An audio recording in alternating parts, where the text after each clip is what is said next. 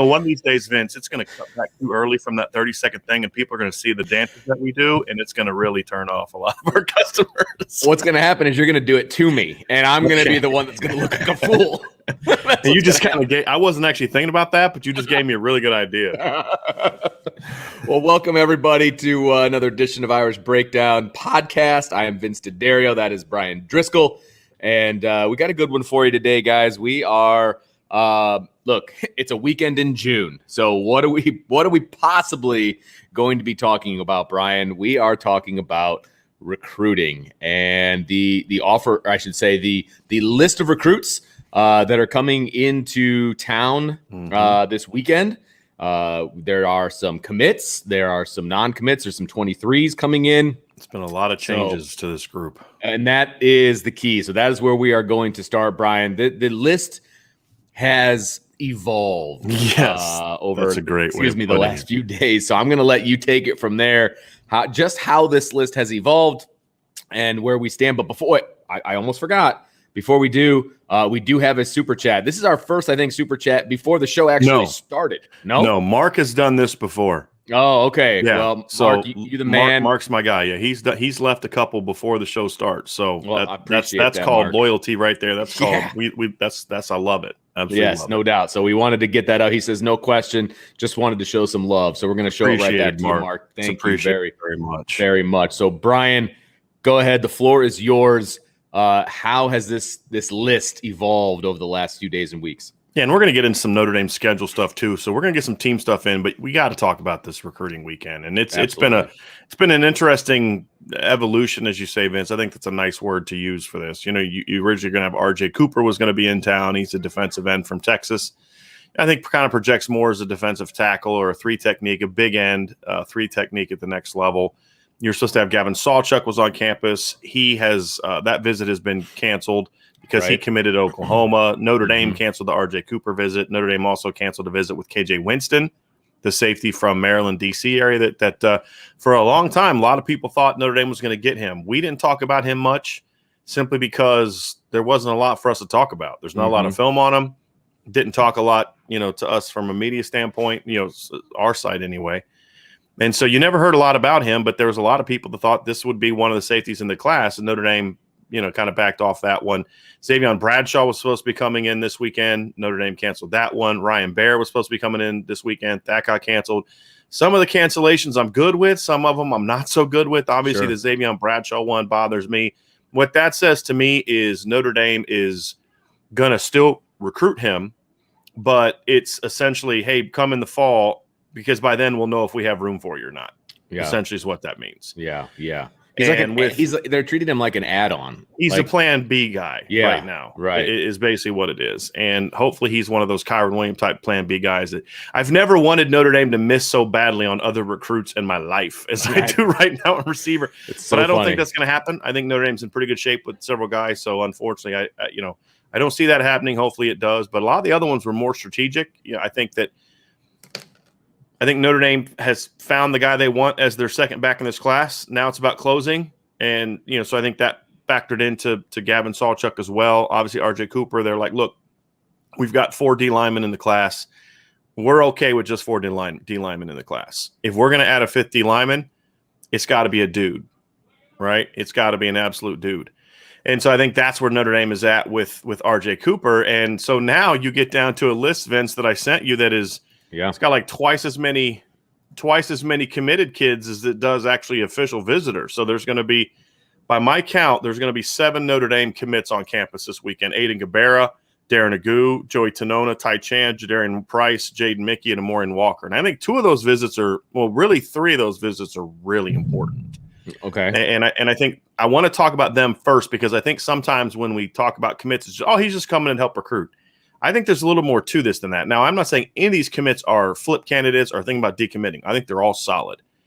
But I think for a guy like Aiden Gabera, who's blowing up, who will blow up even more in the fall, getting him on campus and making sure that he understands his place in your class and how much you love him is very important in regards to being able to keep those teams away. Darren Agu, I would actually kind of throw those 2 in one category, is when I say 3. Those 2 kind of are in one category. It's real about convincing them, hey, look, you guys are a big part of our plans. There's a reason we're not bringing in Ernest Cooper. There's a reason we're not going after any of these other guys, and we're only really focusing on these other two guys, Cyrus Moss and Anthony Lucas. Sure. I think Jadarian Price is an important one for Notre Dame. I think it's important that Notre Dame gets him on campus and reminds him, hey, there's a reason we took you first. There's a reason we took you even though we knew we were recruiting these other backs because we love you. We're telling these other backs they're not a need.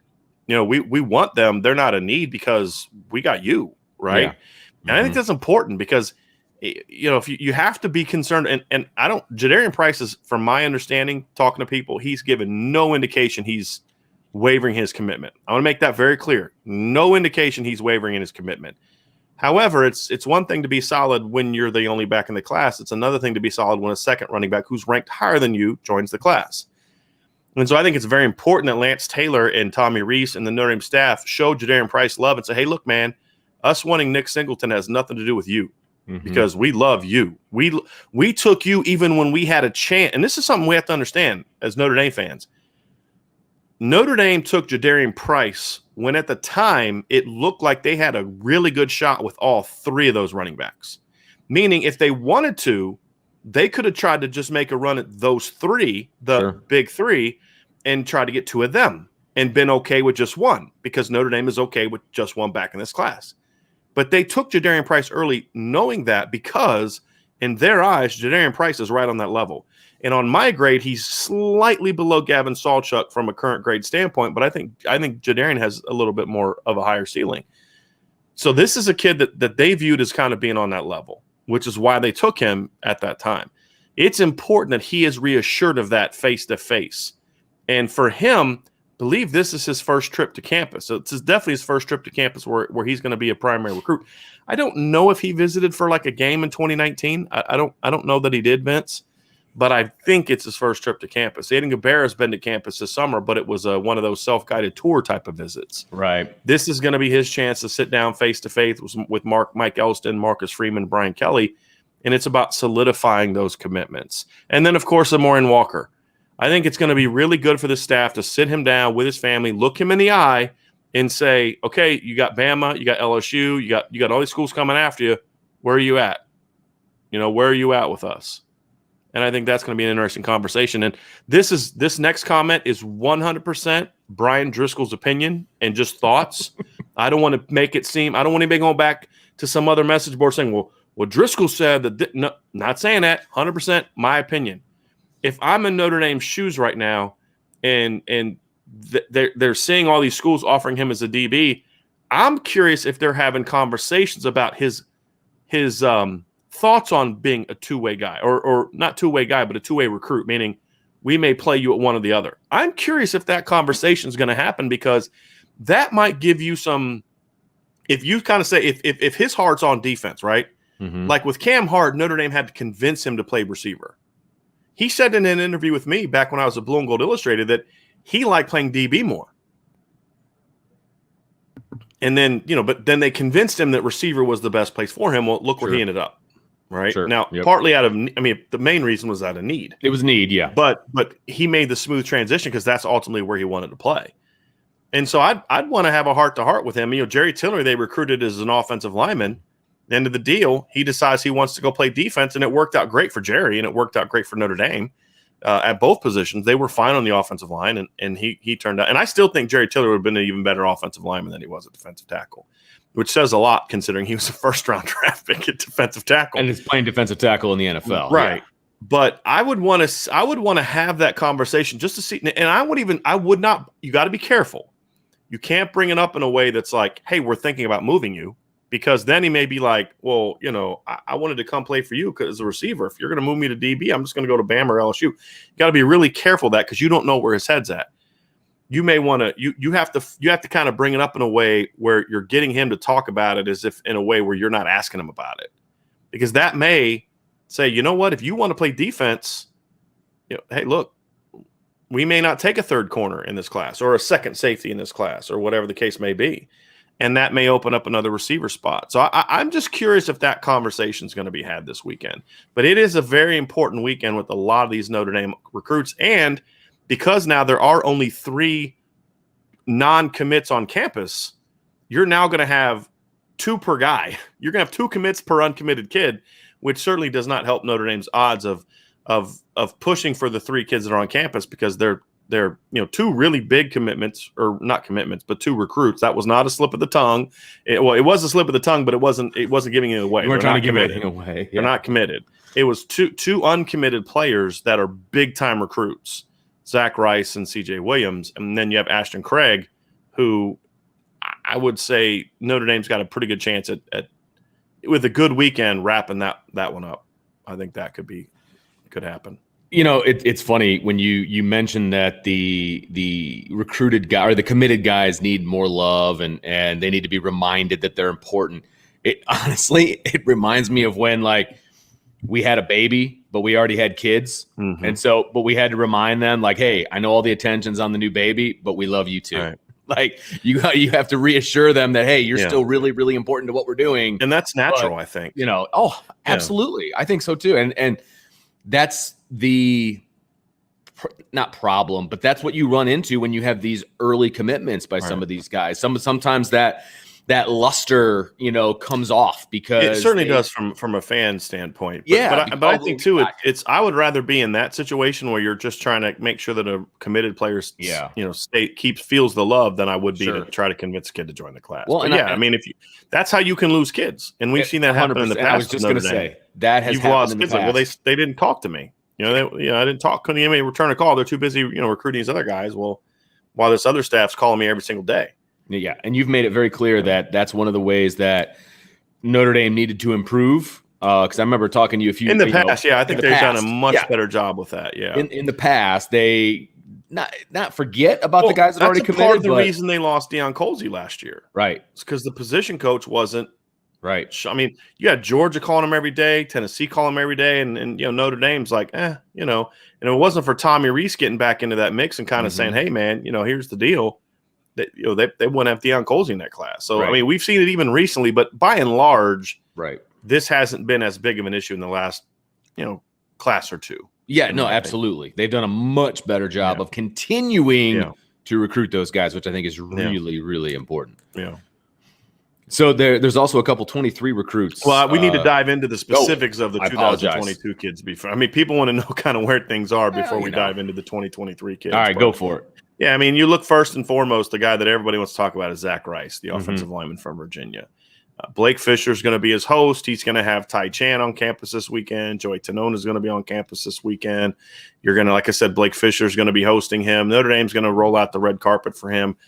This is one of those ones, if I'm just being honest, unless they just crush this visit beyond any visit that's ever been crushed, I just don't see this one ending up in Notre Dame's favor. If it ends up in Notre Dame's favor, then they absolutely just dominated the visit this weekend. There's a lot of factors involved in this, but right now I think that there are other programs well ahead of Notre Dame. Now, as I've said in the past, Notre Dame visits are different deals. I would have said the same thing a week ago about Nicholas Singleton, right? Sure. I just said, look, I think Notre Dame's got a chance, but I even think I said last week he was third of the 3 backs that I thought they had a shot with. Yeah, you did. But the visit did it, right? The holistic approach of how they handle these visits academically, socially, the NIL stuff that they're doing now, name, image, likeness stuff that Notre Dame's doing now, plus the players. I mean, all of that stuff, the whole package just really did a great job with Nicholas Singleton, and we've seen that with other kids. And some other times the visits I love it's pretty, but it just wasn't for me. Mm-hmm. And that happens everywhere. I mean, that's not unique to Notre Dame. That's not a criticism of Notre Dame. That's just the reality of visits. I mean, we've seen kids there was a linebacker that went to Ohio State. I mean, it's over. This was back in the Charlie Weiss era. And I'm trying to remember his name. I think he's from Florida, but Notre Dame was his lead. I mean, everybody thought he was going to commit to Notre Dame. He visited Notre Dame and hated it. I mean, hated it. Yeah. And he ended up, I think, signing with Ohio State. Not a fit. I mean, it happens. Not a fit. Happens. I mean, and visits bring clarity one way or the other. You're going to know. Tend to bring clarity. And that's why you visit. I mean, that's one of the important reasons why you visit a campus to get that clarity. Now, there's all kinds of things you can see online. You can see pictures. You can hear. Zoom calls can only show you so much. That's exactly right. Yeah. And the good thing with the Zach Rice situation is, I mean, goodness gracious, there's three 2022 kids on campus this weekend for official visits. That's it. Notre Dame's got like 30, 40 staffers that are going to be around this kid, around these kids. So plus current players, plus commits and all that kind of stuff. They're going to get a lot of love. If anything, you may be like, hey, let's, we're smothering the kid. Dial it down a little bit. You know what I mean?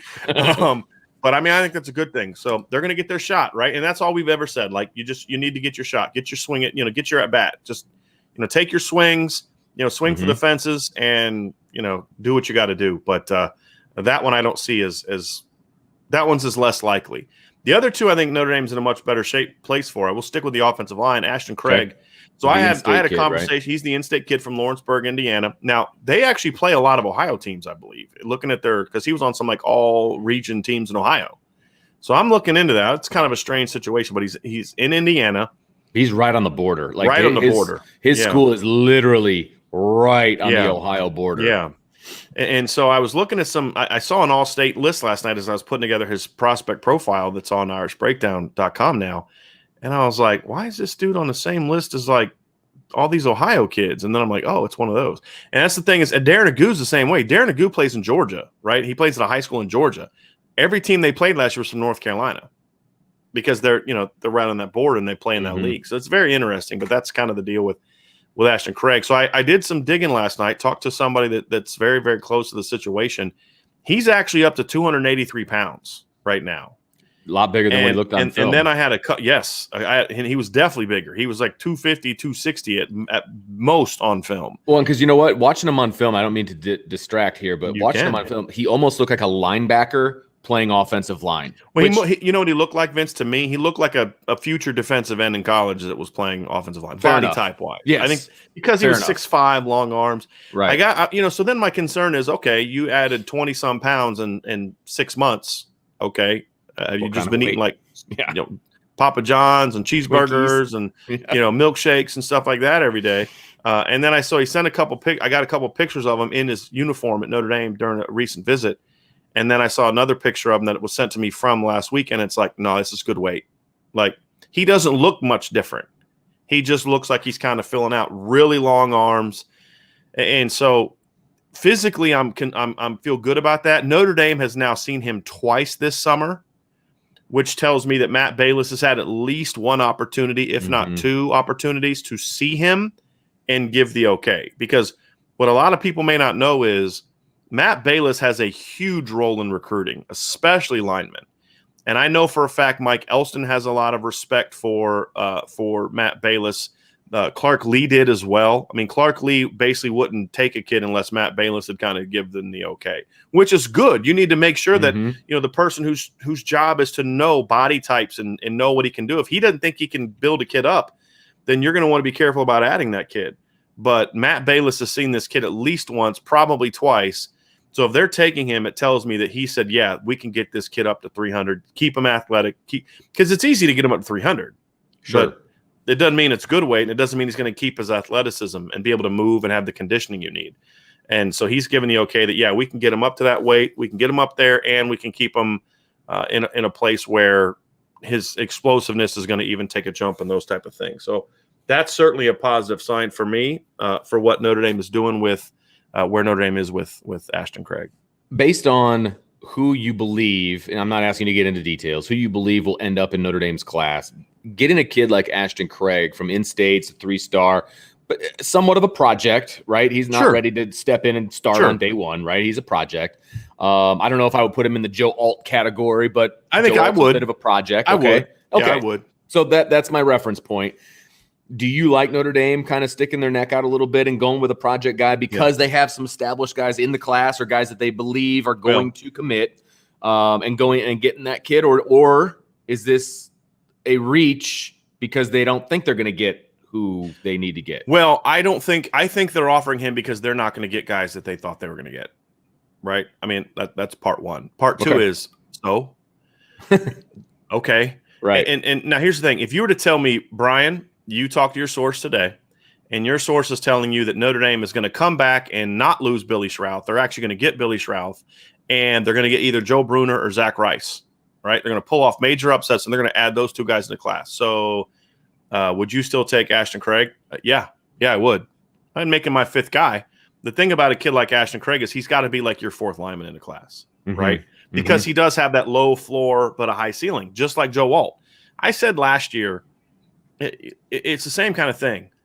I hammered Jeff Quinn for his recruiting on offensive line last year. You got the big two guys, but then you missed on a lot of guys. You should have had Wyatt Milam in this class, just plain and simple.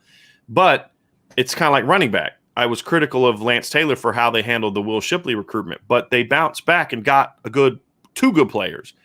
And I've always felt like with offensive line, I think that's a position where rankings mean even less to me, because it's a position where I think that the recruiting services tend to miss a lot, because they tend to say, well, this 6'5", 300-pound kid now is really dominant, and so he's going to rank high, but this kid's only 250, 260 pounds. He's a 3-star because he's a quote-unquote project, which is exactly one of the reasons I came up with the upside grade at Irish Breakdown. Because, yeah, he may not be a top 200 kid right now, and he's not a top 200 kid right now based on what we saw in junior film. But I don't care what he is as a junior in high school. I care about what he's going to be in a junior in college. And you look at a guy like Joe Alt. Joe Alt deserved to be a 3-star last year. I was fine with that. But I don't care about that because I know what I think he can be in 2 to 3 years. And Ashton Craig is like that. And I've always felt if you can give me the high-level players like Harry Heastan used to get all the time, or if you can give me a Blake Fisher and a Rocco Spindler in every class, and then give me a better third guy than what they had last year, and because I believe you should recruit 4 offensive linemen every year. I think that's the pattern you should take. Occasionally, you may only take 3 because if it's a weaker offensive line class nationally, I'm okay taking 3. Yeah. Or if you think, hey, we're going to bring back a higher number of fifth-year seniors next year, we may only want to take 3. Not that next year because you recruit kind of 2 years in advance, but sure, the if you're projecting second, out, right, yeah, right. And then you take 3, and then maybe the next year you take 5, or maybe you're taking 4, but then you've had some losses. Like you have a situation like Aaron Banks or Blake Fisher leaves after his junior year. Aaron Banks leaves early. Ronnie Stanley leaves, or whatever the case may be. You may need to take a 5. That's okay. I don't think you should ever take 2 because that tells me that you didn't get all you needed to get to. When you need to have at least 14 offensive linemen on your roster, and I think 15 is the ideal number in my opinion. But if you're less than 14, you're in a tough spot. And so to me, 4 every year gets you to 16, but not everyone's going to stay all 4 years. Sure. You're going to have someone get hurt, someone may transfer, someone's going to leave early from the NFL, something like that, right? And that's just kind of how it works. But you look at it and you say, if the 4th guy in every single class was going to be a Joe Alt or an Ashton Craig, would I be happy? Heck yeah, I'd be happy. Because those are also guys that you don't have to worry about holding their hand and when they're not playing after their 1st or 2nd year. They're going to understand my time will come. I got to be patient. And I think there's value to guys like that. Those high ceiling guys. I mean, that's why Iowa always has great offensive lines. That's why Wisconsin's going to end up probably getting 3 top 100 players from their state this year. That rarely happens. That's an anomaly. They don't normally have top 100 players coming out of that state. They recruit these 3-star kids nobody else has ever heard of from Illinois or Wisconsin, and they turn them into all Big Ten players. That's what Joe Alt is. That's what Ashton Craig is. And I'm okay with that. I mean, Jared Patterson wasn't considered a highly ranked recruit when he was coming out of high school, but he was a kid that had some tools. So you look at him and say, okay, he's got some upside, some projectability. And this kid does, in fact, remind me of Jared Patterson a little bit from an athleticism standpoint. Okay. I think I like him as a tackle, though, but Notre Dame's recruiting him inside. So I do like him. So we got one more guy to talk about who is uncommitted. It is at the wide receiver position, CJ Williams on campus. Thoughts on where he's at with his recruitment and where things are headed with him. He's kind of looking at who you'd expect a big time receiver from modern day to be looking at. It's Alabama, it's Texas, it's USC. He's a guy that a lot of big time programs are going to wanting. The scuttlebutt is that Texas is the top contender for him. I think there's a couple more teams that maybe could make a run at him, but I haven't been able to get a hold. I mean, we haven't been able to speak directly to CJ, so a lot of our information is coming from the opposite side of it. But there's a lot of confidence that a big visit this weekend could put Notre Dame in a really, really great position. I think with CJ, if you're Notre Dame, you're not only wanting to come out of this visit. Here's the perfect scenario for Notre Dame. You're not only coming out of this visit as a leader, which I think that they will, but you need to come out of this visit feeling like you may be able to convince him that, hey, you don't want to take this into the fall. And I think that's the goal with him and Tobias Merriweather is You need to be able to convince those two guys that, you know what, we need you as part of this. If you think you're going to be part of this class, we need you to be part of it now because we need you to help us finish with some other guys.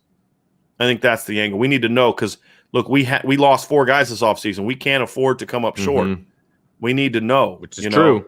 That's a true statement. And you got to be careful because you don't want to, you push them too hard and then you say, well, fine, if you guys can't let me wait, then I'll go play for someone else who's going to let me wait. And that's my concern, that Notre Dame does panic a little bit and then runs off to other guys instead of saying, hey, we're going to see this one through. But just because you're willing to see it through doesn't mean you don't try to, get him in the deal now. Yeah, so that's where they're at with C.J. Williams. But I like where Notre Dame is at. Tommy Rees and Del Alexander have done a really good job getting Notre Dame back in the mix because when we first started doing these podcasts, we started talking about 2022 recruiting. They were out of the picture for C.J. Williams. They were his leader early. Then they kind of fell off because the position coach wasn't putting in the work.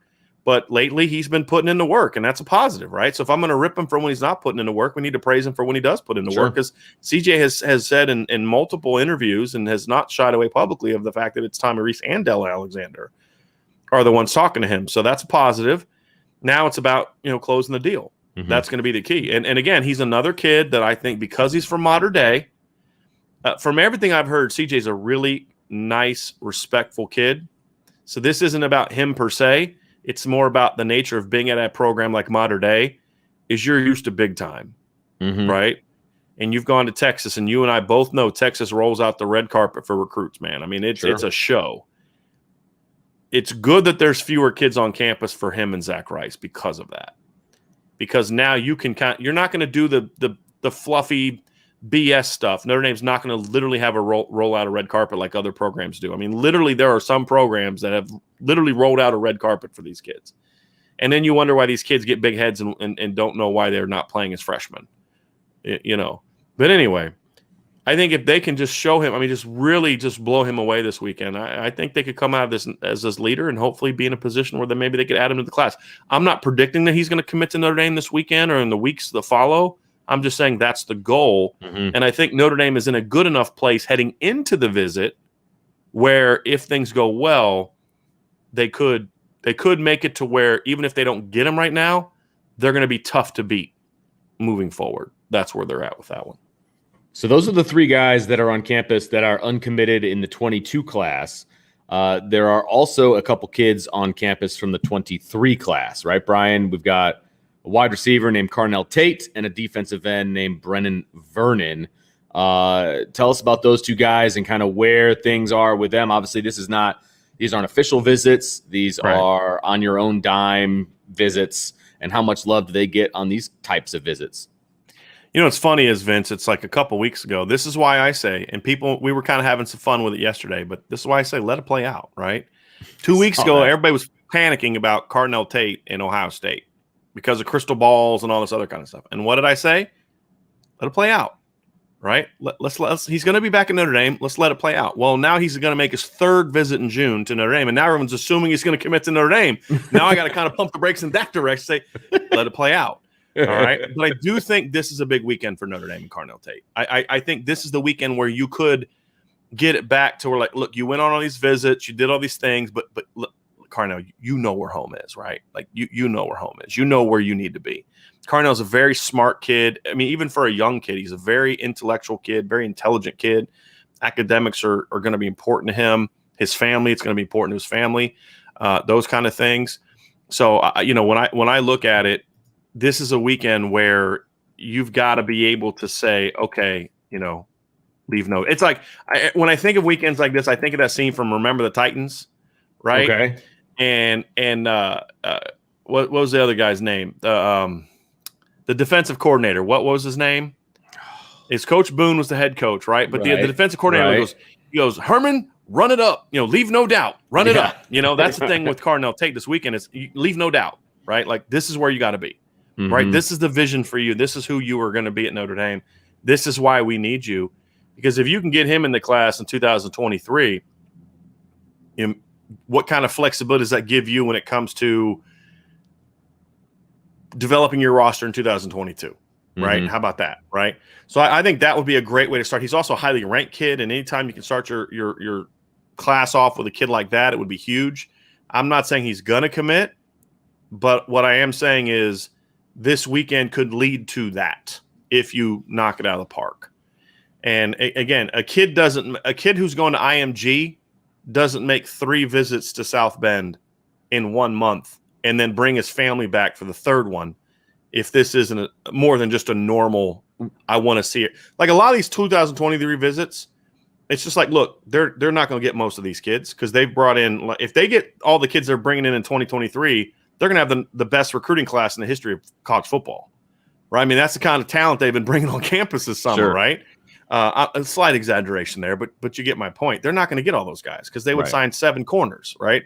The key is you need to identify. It's your opportunity to identify who your guys that you have a legitimate shot with are amongst that group. So when I look at it, I say with Carnell, this is kind of this is the kind of kid you want to start your class off with, one of your earlier guys, because he is going to be an IMG. Because he is a big, highly ranked kid. You know, there's just a lot of different reasons for it. The fact that he's bringing his family back makes this not your typical June, rising junior visit where he's just checking things out, right? That if that maybe was the first time, but you're coming back a third time with your family. It feels escalated. Yeah, it definitely feels, got out of hand fast. Yeah. But yeah, it's about closing, right? And that's what it's like with a lot of these kids. This is what we said. Look, they're killing these visits. I mean, they're just doing a great job, and kids are coming to these visits loving Notre Dame. But you got to close, right? You got to close the deal, and he's a kid that they are going to have to close the deal on. Where's his family from? I know you said he's from Chicago. Okay, he was a high school teammate of Pat Coogan, so he went to Marist High School in Chicago. Okay, yeah. So, and the other thing too is I know where that's at. Sean and I were talking about this in yesterday's show. Vince is he was a playmaker in high school as a freshman. You don't see a lot of freshmen dominating and making plays the way he did in that league. He's a very good, and he missed his sophomore year because Chicago decided to play in the spring, but by the time that happened, he had already transferred to IMG.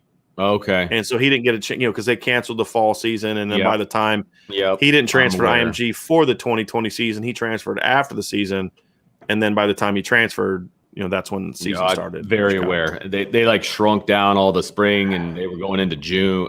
Yeah. Strange. Very strange situation. Well, it's Chicago. It's Illinois. Yeah.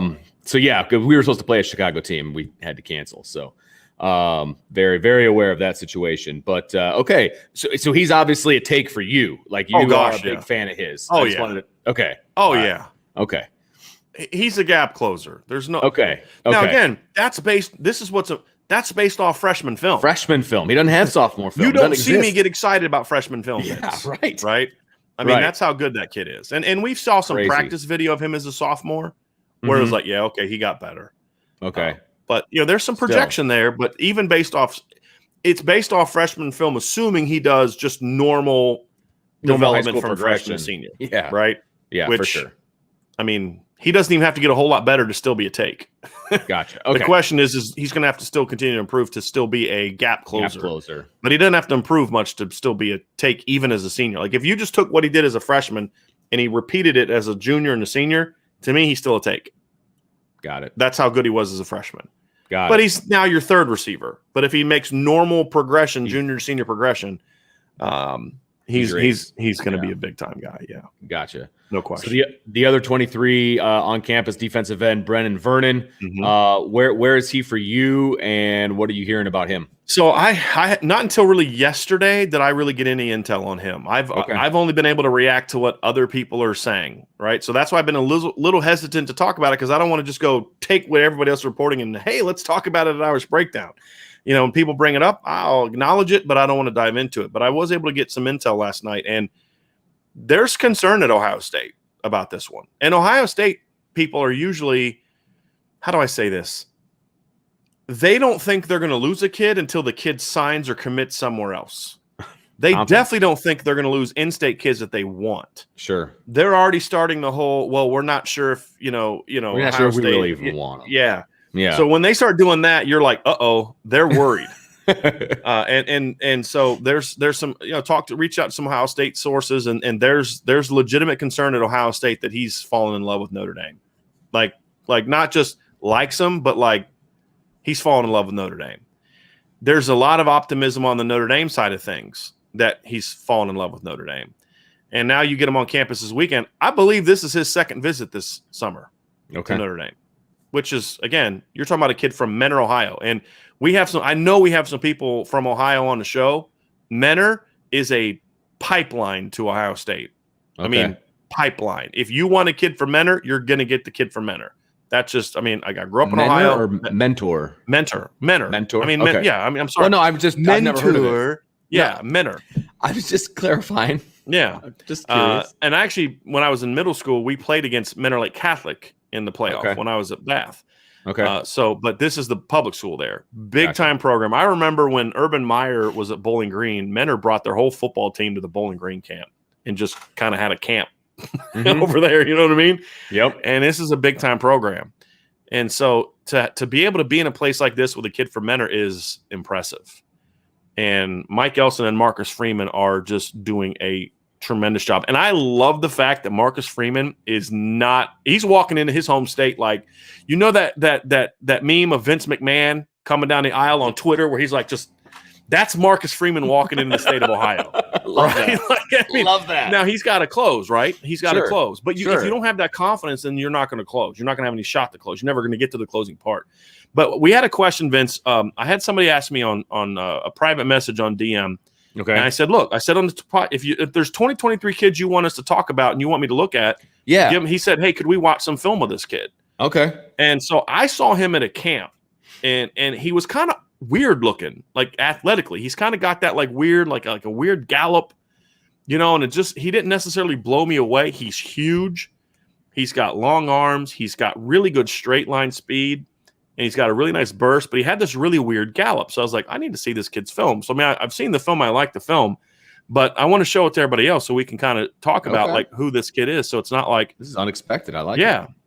Well, hey, look, we said if you want to see film, ask us. Yeah. And so that's what we got. So let's watch a little bit of film of Brennan Vernon from his time at Mentor. We'll watch this together. We'll just watch a couple minutes of it and just kind of go through. But the first thing you're going to see is he's big. This is soft. Now, keep in mind, this is a sophomore in high school, this film right here, right? See, he's kind of got that weird gallop, like he's just really long. He's got a very strange gallop. There he is at the top of the screen. He's got a great motor, really, really good motor. And that's the thing I did see at the camp is he was battling. He was getting after it. He's a big kid. I think he's kind of got that body that makes me think he's a more of a big end 5 technique kind of guy. He's going to grow into that kind of player. He's going to look more like Tyson. Basically, he's going to look a lot more like Tyson Ford when he's a senior than he's going to look like Aiden Guevara, if that makes sense. But big kid, really good burst. He's just a really awkward, herky-jerky athlete, but it works for him. You know what I mean? Mm-hmm. But he's powerful, quick. Look at that punch. Look at that block destruction. So when I talk about stack and shed, this is that, right? Yep. Stand him up, move him over. Uses his length to first of all, that punch there, when you can see a sophomore in high school against the competition he plays against, I would this is Euclid. This is a decent football player right here. Watch him bend this guy's back. When you can rock a guy back like that, you've got powerful hands. And then he uses his length and then he just throws the guy to the side and then forces the guy to hold him, basically. This guy's hanging on for dear life and he still gets into the backfield. That's block destruction. We've talked about block destruction. When we talk about that, that's exactly what we're talking about. It's good patience, closes. It's funny what some of these kids view as highlights.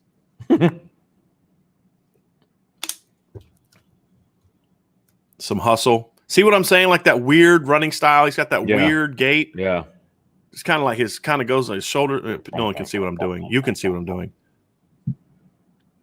The big, strong kid. He's a very good player. I don't think that's a nice job of keeping that guy off his legs. I don't think he's like an elite player. I don't think he's like a top 50 player right now. I think he's a top 100 to 150 guy right now, but I think he's got a pretty high ceiling. And I think he's kind of got some of that, that young big guy syndrome, Vince, you know what I'm talking about, where they're a little awkward. And then once their agility and their coordination catches up to their size and their natural ability, they really explode. I could see him being that kind of guy. But he's a big, strong kid and a really nice burst. A little out of control there, but you see the power. Well, he's young too. That a lot of that. He's a sophomore in high school. A lot of that stuff comes with experience and age. If he was a finished product as a sophomore in high school, I would not want him. Right now, he's just playing with his physical ability. Yeah. Like, and here's the thing too is, and he comes from a great program. I mean, Menor is a great program, so he's going to be well coached. But again, he's a sophomore. Right, exactly. He's a well coached sophomore. So that's Brennan Vernon. You can kind of see some of the things that Notre Dame likes, and from what I'm told, he has filled out significantly from that. And I even saw that at the camp in April. He's a big boy. Mm-hmm. I mean, he's a really big boy, but it's a good big. It's right. It's that country boy strong. You know what I mean? Strong side end. Is that what kind of? I think big end that could. He's more in the Tyson Ford type of big end than type big end that could maybe, depending on how his body develops, could move maybe in. Place inside at times. But right now he's a big end. When he's playing in a three front too, a lot, in that film. So. And I think that's kind of where you could see him. And then he could even be taking on guards as an end, slanting inside, things like that. And he's got that power, he's got that punch, he's got the length you want, he's got the initial burst that you want. He's just kind of grow into some coordination a little bit. I think that's going to come because Vince, you and I have seen kids like this before, especially in Indiana and Ohio. You get these kids that. It's kind of like, basketball centers. You'll see these really basketball centers that they're 6'8" as like an 8th grader, and they're just not coordinated at all. Right. They haven't grown into their body in any way. Exactly. And then when they become seniors, they're like, 5 stars and and all those kind of things. And you see that with linemen sometimes too. And that's what I see with Brennan. He's a bit awkward because his legs are so long. Yes. That he's going to, and that makes me think he's still going to grow a little bit too. Sure. He may grow another inch and definitely put on 20, 30 pounds of just natural body weight in the next couple of years. So he's a good player. That'd be a nice way to start. And then you look at him, and then you look at like Keon Keeley, who's a 2023 kid that I think Notre Dame has a good shot with. He's more of that big, long, explosive Viper type of kid that could then grow into a big end. So that'd be a really nice compliment. And I'm not saying that's going to happen, but it's trending in a good direction for Notre Dame. That'd be one heck of an end class to follow up with you're doing in this class, which is a heck of an end class. So it's interesting. It's a very interesting situation. Now, we'll see if they can continue that because as you and I know, and anyone that's followed recruiting over the years knows, it's one thing to be in a good place with an Ohio kid when you're going against Ohio State. It's a completely different thing to then get the kid in the class, and then another completely different thing to keep the kid in the class. So I always get nervous about Ohio kids, but I just love the fact that on defense anyway, right, Notre Dame is willing to battle. I mean, because this is a thing where I said all along was that this kid plays at Menor. Notre Dame doesn't have a shot with him. That's why I said it. Look, I'll own it. And Marcus Freeman was like, "Oh yeah, Driscoll, okay." let me show you, what we're talking about here. So that's impressive. Now, again, let's see how this weekend goes, but it's looking pretty good. So that is who's going to be on campus this weekend. We will obviously have a wrap on Monday. So hopefully, maybe Tuesday. It always depends on just how quickly we can get the intel. But so last couple weeks we've been able to do something on Monday. Sure, and we'll try to do that again this week as well. Absolutely. So there will be a show coming where we'll wrap up. Hopefully, there's another show this weekend. I'm not predicting. I'm not saying it. Not like the Junior 2 Alamaka thing, but hopefully there's one this weekend. Yeah, that'd be great. That'd be even better. We'll see. I'm not. Again, that's not a hint. That's not me slyly trying to be. I'm just saying hopefully there is. Maybe. Hopefully there is. I mean, I don't know of one yet, but hopefully there is. So that'll wrap up our recruiting portion of this. And, again, big weekend for Notre Dame. And now gets the interesting part because when we come out of this weekend, Vince, this end of June and then that first week of July. First wave, man. If they're not piling up commitments by then I'm going to get a little bit nervous. Yes. Right. Yes, if between the end of this visit and the end of the first week, about maybe first week to 10 days of July, if they don't add several kids into this class, I'm gonna be after that 4th of July, because 4th of July is on a Sunday, so you might see some that weekend and then into that next week, and that's where once that week is over, that week of the 5th is over. If there hasn't been a wave of kids, then yes, I'll be nervous. Yeah, I'll be nervous. That would not be good. So, last big push here this weekend. For guys. So I'm really looking forward to seeing how this thing pans out for sure. So Brian, we can explain to people why we paused there. So okay. We're going to split this show on the podcast form into two. Yes. Because there's such different topics. So we wanted to do recruiting first, then pause so I know where to break, and then dive into the next one. So just in case you're like, you guys okay? Did the computer screen freeze? No, we're good. We just needed to, for podcast purposes, we needed to pause that. So now we are going to move in. We want to talk. So Thursdays, the way we see things breaking down is kind of be our opponent preview day, and so that's today. And so we wanted to take a look at the schedule, kind of as a whole, and and ask questions about the schedule. So like, what are those stretches going to be that we're kind of nervous about, or what are those stretches that we're not at all nervous about? Things of that nature. They're not being nervous about anyway. You're right. So we're going to kind of break down the schedule a little bit and kind of how we see things, and kind of give it a little chat and see where we're at with the schedule, because I think it's no secret that I have said that I am not overly concerned about this year's schedule, not like I'm concerned about the 22 schedule. I think this is a very manageable schedule for Notre Dame. But we want to kind of break it down, and so that people understand why we are thinking that. Or I don't want the words in your mouth. I don't want the words in your mouth. I think the schedule's tougher than you think it is. Okay. But I still think it's a schedule where Notre Dame has more talent than every team they're going to face. There you go. Okay. Fair enough. That's my big thing. Fair enough. So we're going to break it down. So the first thing that we're going to do is we're going to kind of go quarter by quarter, right? Yeah, just kind of a quick overview of just sort of how the because part of it is a manageable schedule too is not just about, at least not in my opinion, is not just about who you play. It's about when you play. Absolutely. And there were years for Notre Dame where you look at it and you say, it's not that the teams that they played were necessarily brutal, but the fact that you played them like all in a row, like or in the month of September, was problematic. And that's how Notre Dame's schedule used to break out. Like it felt like September was the do or die part of Notre Dame's schedule. Yeah, I mean you were in or out by the end of September, and that's a rough place to be for a lot of teams, and that's why teams don't schedule that way. Exactly. They really don't. Right. They put manageable games up front before they get to their conference schedule. That doesn't mean you don't play anybody good, but it's like you play Georgia in the second game of the year. That's fine. Then you make sure that you play Temple in the game before that. Right. Which is exactly what Notre Dame did in 2017. And then, you play Georgia again early in 2019. So what you do is you make sure that you play, Louisville and New Mexico before you play Georgia. Right. And then Louisville ended up being a little bit better that year, but you saw New Mexico before them. And then, then you had, So, I mean, that's a big part of it. And I think that's what Notre Dame has done a much better job of in recent years. They're not perfect, but it's impossible to consistently have the perfect schedule because you've got to be able to make it work. And part of it's with the ACC. There's some things you can't control. You can't control that every year, 8 to 10 teams in your schedule are going to have bye weeks before they play you. It's just part of the deal. So we'll kind of look at it. And for us, it's, the season is in 4 quarters. Yes. It's 3 games each essentially.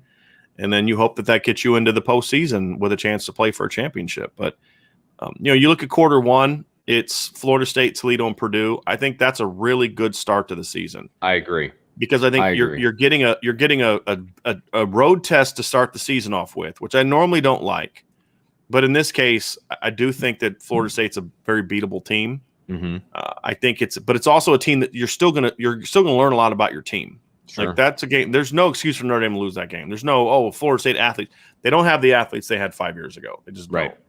Now, I think Mike Norvell is going to get them there. We're going to do a deeper dive into Florida State next week, but they're just not there right now. Well, and I like the placement of the game too, Brian. At the beginning.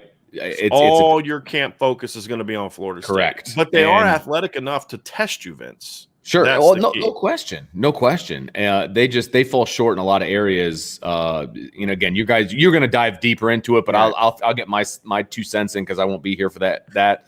But for the Florida State game, their biggest weakness, in my opinion, is the offensive line, and one of Notre Dame's biggest strengths is the defensive line. And I think that in a microcosm, in a nutshell, I feel like that is where this game is going to be won and lost. I mean, that's. They got a couple good defensive linemen, but they're not good enough along the defensive line to exploit Notre Dame's weakness, which in the first game of the year will be the offensive line. Sure. So I think that's a good character building game. Yes, and I do like. I will say this, Brian. I do like the fact that this game is the only game in town on the day that they're playing. Yeah, you know what I mean. here's Notre Dame's standpoint. Here's what they've got this year. I think it's an opportunity for Notre Dame to make a statement right off the bat. Right. Because there are people that still respect Florida State, and it's a night game down at Florida State, and there's a lot of people out there that don't think Notre Dame is going to be any good this year because they lost 4 out of their 5 offensive linemen. They lost Ian Book, right. blah blah blah blah blah. I mean, you know the argument. They're the only team in the country that's lost players. That's the bad thing for Notre Dame. You know the argument that's what we're hearing, and it's annoying because of exactly what you just said. Yeah. But I think this is a really, really good opportunity for Notre Dame to really make a statement. Yeah. First game of the year, Labor Day weekend, literally the only game on at this time. Everybody's going to be watching statement time, right? Because they're not going to have another statement opportunity until Wisconsin. Or for 3 weeks, yeah. The one thing I will say is I do think the matchup of the Florida State receivers are going to be very young, but they are athletic, and I think this is going to be a good test because they're going to be good enough to maybe hurt Notre Dame, but not good enough to beat Notre Dame. If that makes sense. No, absolutely. And that test is going to be interesting. Then you go into Toledo.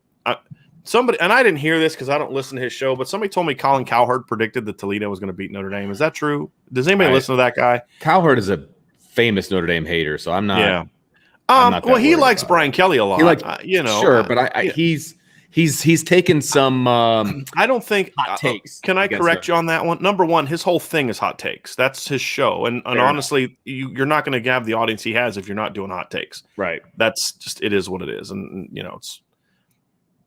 Anyway, but I think he's one of those people that lives in this misguided world of what Notre Dame can't do. So there's just this assumption he still views Notre Dame as what it was 8 years ago. Mm-hmm. That's the problem. He hasn't understood that. Hey. So when Notre Dame loses by 17 to Alabama, he's like, oh, that's a great success. You only lost by 17. You're lucky to be on the field with Alabama. He still lives in that fantasy world, which is but that's why he praises Brian Kelly the way he does. Well, nobody could win this way. Right. Okay, whatever. But anyway, they're going to beat Toledo, and that's a MAC home game. It's going to be first home game of the year. I think there's going to be a lot of excitement. That is going to be the most rockin' MAC game, Notre Dame MAC opponent game ever. Because it's the first home game that fans could go to in so long. I mean, the casual fan hasn't been to a game since 2019, all right? And so there's going to be a lot of people fired up for that. The next week, Purdue is another good test where Purdue, to me, doesn't have enough talent to beat you unless you collapse. Turn the ball over 3-4 times, stuff like that. But they've got a lot of experience coming back in the skill positions. They've got a really good defensive end in George Karlaftis. They got David Bell at receiver, who's going to test the Notre Dame secondary in a big way. And Jeff Brom is a really, really, really smart offensive coach. So he's going to test Marcus Freeman. There's no question about it. I feel like this will be Marcus Freeman's first big schematic test of the year. Yes. Yeah. Now, Florida State's going to present some of that. But what I think is Florida State doesn't have David Bell. Mm-hmm. Florida State doesn't have a kid like that. They don't have a difference maker receiver like Purdue does. But I think, this is going to be a big schematic game for him. I really want to see because, Purdue can go 2 backs at one instance and then spread the field and do it the next. I mean, they do a lot of pro style versatility, a lot of play action, a lot of drop back, really, really unique pass concept. I mean, everybody knows how much I think of Jeff Brom. Really, really good football coach. He just hasn't had the horses. This year is make or break time for Jeff Brom. And that's the thing, too, is Jeff Brom is fighting for his job this year. They've had 2 down years in a row where they underachieved, in my opinion. Really 3, if you want to look at it. If he wants to get back on track, this is the year he's got to do it. They're almost an afterthought now in the Big Ten. I mean, Indiana's like ahead of Purdue right now in the Big Ten. That's not where you want to be. Absolutely, they are. Purdue. This is that bounce back year where he's kind of got to reclaim his luster as an offensive genius, which is going to help him recruit better players and all that kind of stuff. This is a big year for him. And this is the kind of game where you make your bones, right? He's got that win over Ohio State, hasn't really had any big wins since. You go on the road, beat Notre Dame.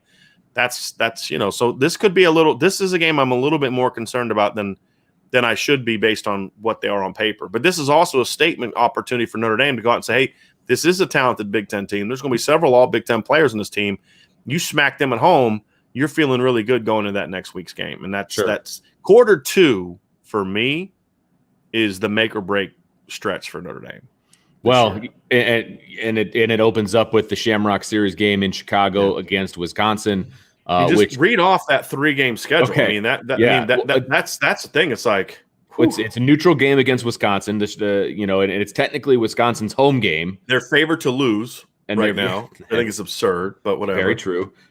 Cincinnati at home, which we all know why that's a big game, and then Virginia Tech on the road. And the last time Notre Dame played Virginia Tech on the road, that's all anybody would talk about is the environment that very overrated going into, and blah blah blah blah blah, and the old lunchbox that they bring out or whatever, the lunch pail. Do they still do that now that I don't know? The other guy's gone. I never even paid attention. That was his thing, right? Bud Foster, Bud Foster, yeah.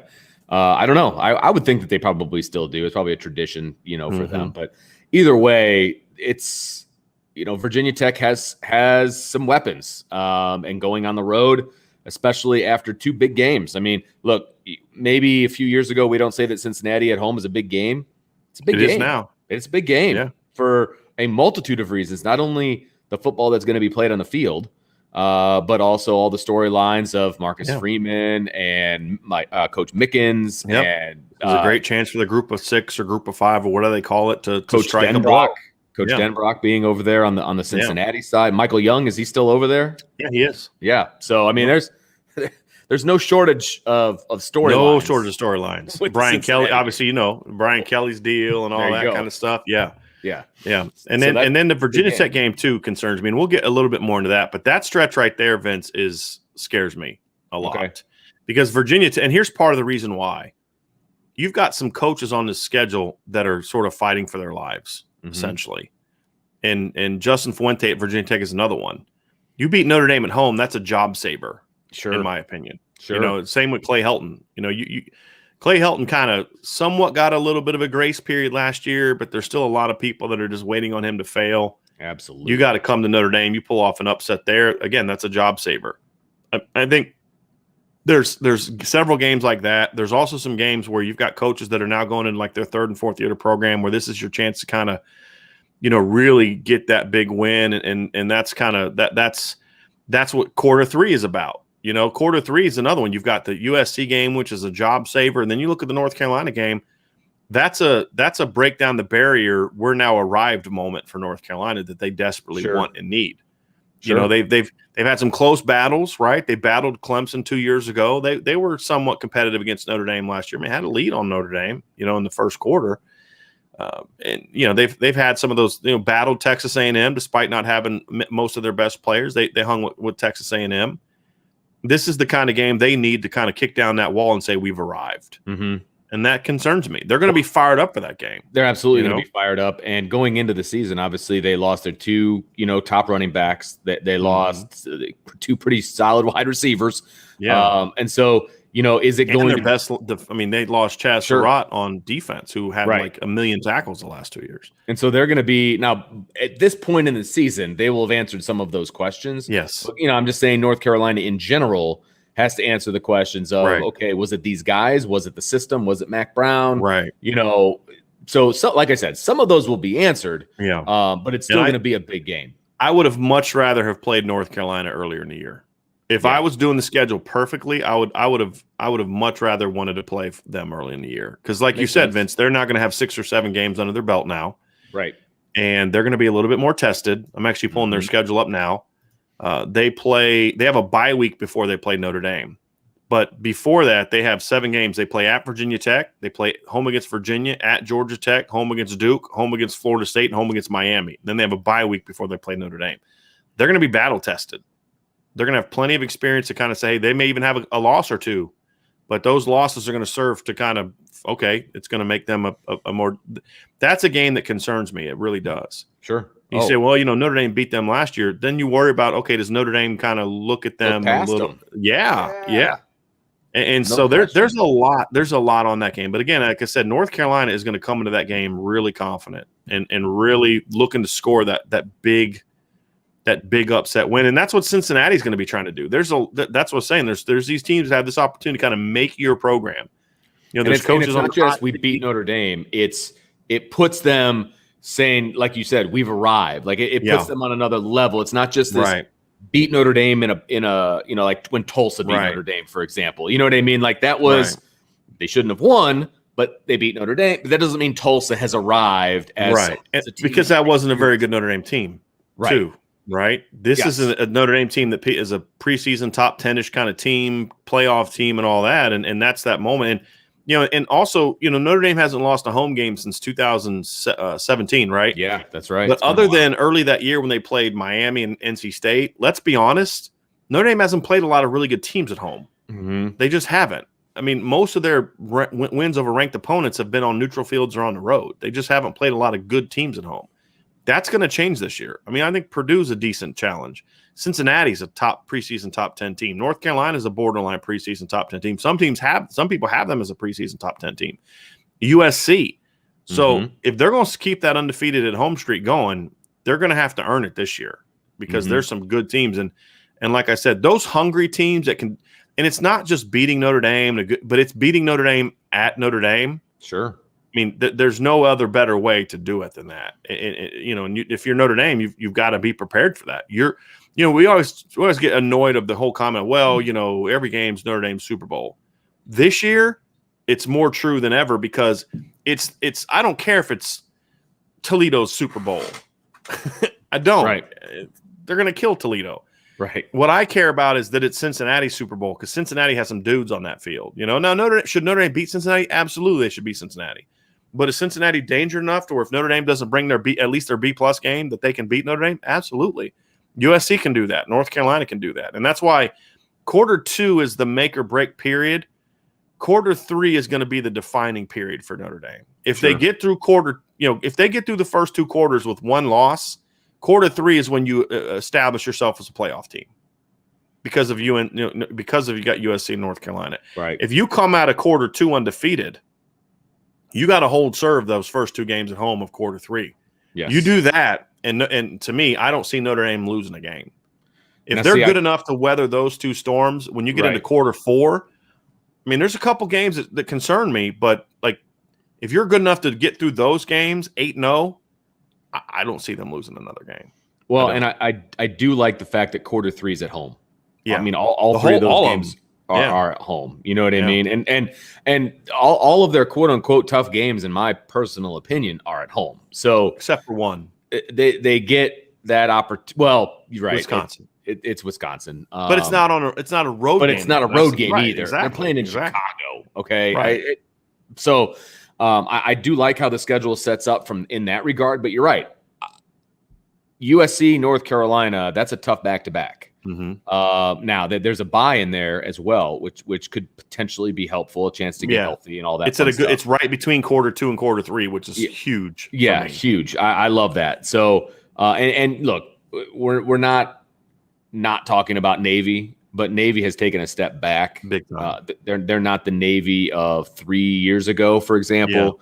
Yeah. So that old Danny Ainge quote, "Hey, Keenan Reynolds ain't walking through that door." You know what I mean? Right.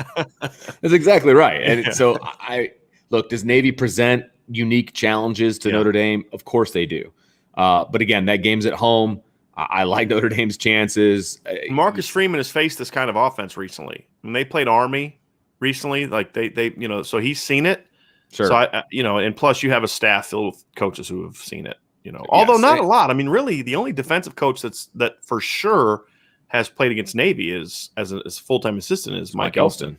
Now, sure. Chris O'Leary's been part of it as an analyst and GA and stuff, but Mike Elston's the only one. I think Brian Kelly's gotten to a point where against Navy they're in good shape with the way they approach those games and the way that they play those games. I'm just not worried about They're Navy. They're not going to overlook Navy. If Notre Dame's 8-0, or 7-0, they're going to be. It'd be 8. It'd be 6, 8-0. They're not going to be overlooking Navy because at that point in time they're going to smell blood. Notre Dame, right? Is, exactly. But quarter 4 is going to be I think if they're undefeated to that point in time, Vince, I don't see them losing in quarter 4. But there's 3 games in a row that if Notre Dame kind of feels like they've arrived, they're going to get beat. Okay. At Virginia and at Stanford, neither of those games are going to be cakewalks. Now, are those games Notre Dame can win convincingly? Sure. If Notre Dame brings their A game, they'll beat both of those teams. And Georgia Tech at home is another one. Notre Dame should be able to control the trenches, but Georgia Tech has some athletes. Georgia Tech is what people think Florida State is, in my opinion. They have the athletes that could give you problems. It's Jeff Sims is going to be a sophomore now. That quarterback they had that's a really dynamic athlete. Jameer Gibbs is going to be a sophomore now. He's got a whole offseason under his belt. They've had some really good transfers in the secondary, some really good transfers at receiver. Their line's still a major problem, which is why they're not going to be good, or at least good enough to beat Notre Dame. Mm-hmm. But they've got some athletes that could give you some problems, especially late November when, if you're a little tired from that stretch of UNC and USC, North Carolina, Navy. You just got done with a road game against Virginia. Sure. That's one of those games that maybe could be a little bit closer than you think. Because now if Notre Dame is, let's say Notre Dame is, that's game 10, right? Let's say Notre Dame is 8-1. Let's say they dropped a game somewhere. Notre Dame's now in a position where we can't, not only are we not just in win mode, we got to win big, and we got to do it impressively, convincingly. Yeah, right. And it may be a little difficult to do that with some of these three final opponents. But I also think that's something that plays in Notre Dame's favor is the fact that they are on the road 2 of the last 3 games. If you're Notre Dame or you're a Notre Dame fan, which I would imagine most of the people in this show are, you've got to hope that Virginia and Stanford are decent teams. You got to hope they're at least one of them is a top 25 team, if not both of them, because you get a couple road wins at the end of the year against the Power 5 that are ranked in the top 25. Yeah, that's the kind of thing you need to overcome a loss. If they're undefeated, it won't matter. They're going to be in the playoff. But let's just assume that Notre Dame has a loss because, again, it's hard to go undefeated. I don't think Nick Saban's had a single back-to-back undefeated regular season campaign in his tenure. Maybe one, but I don't think he has. So it's hard to go undefeated. So if they have a loss, that stretch is going to determine whether you get in, not just winning games, but you got to do it impressively. That's going to be the key. Yep, I completely agree. So let's break down this schedule, Brian, a little bit more specifically. I'm going to ask you a couple questions. I want to see where your head's at. All right, you go first. Oh, okay. No, I'm just joking.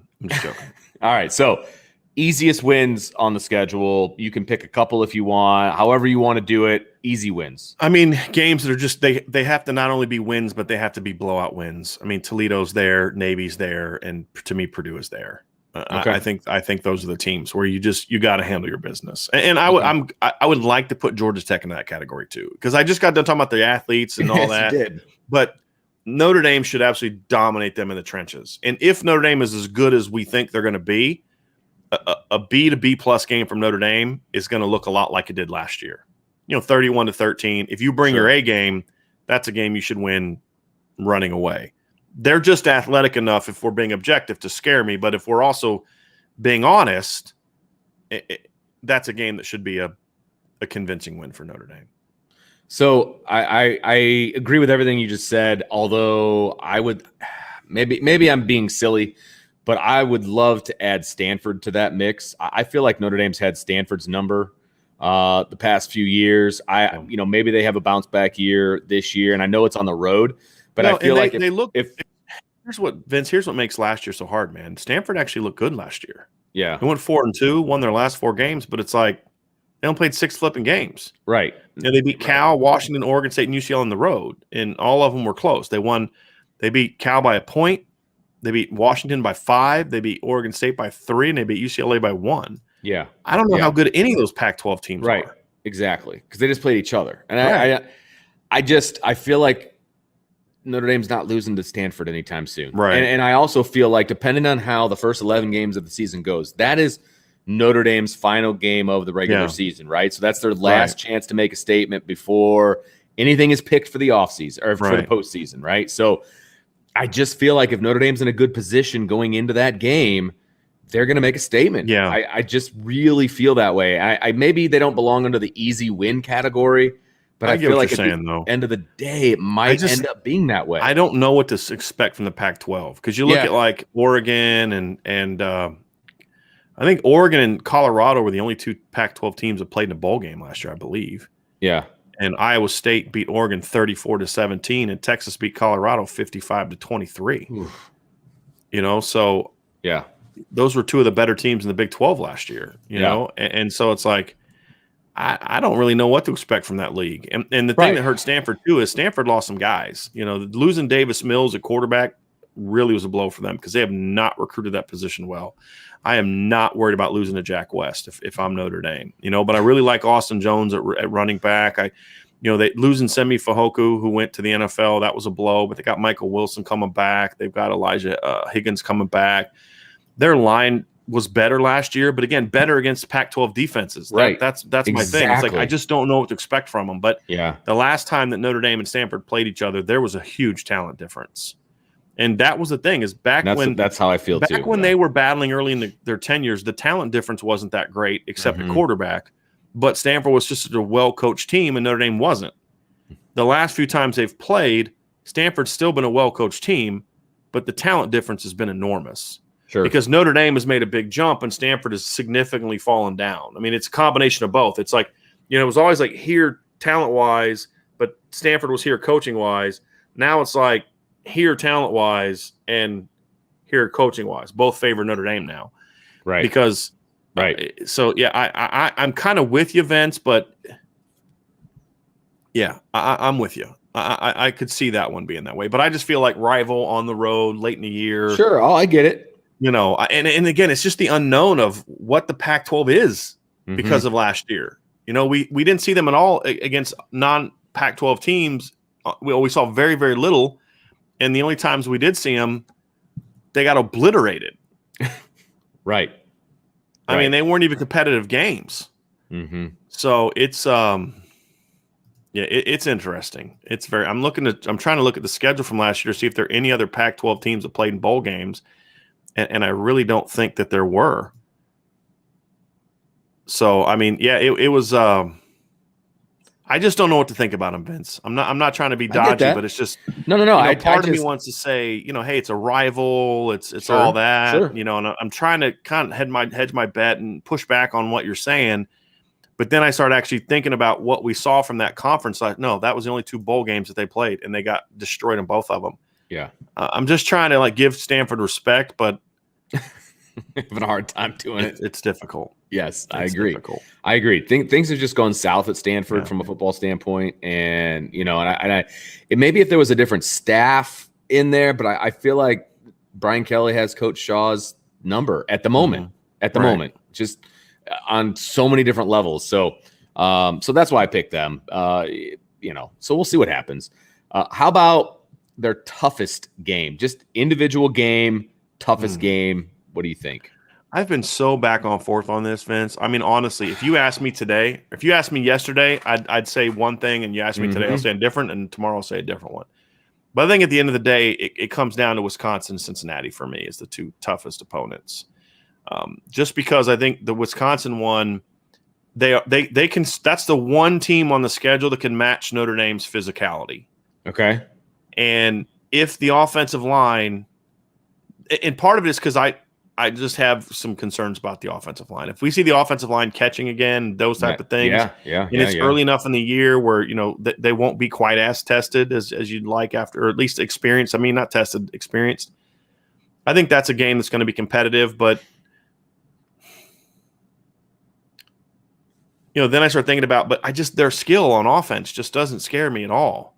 It's really just about if the offensive line isn't up to Notre Dame standard, the Wisconsin game scares me.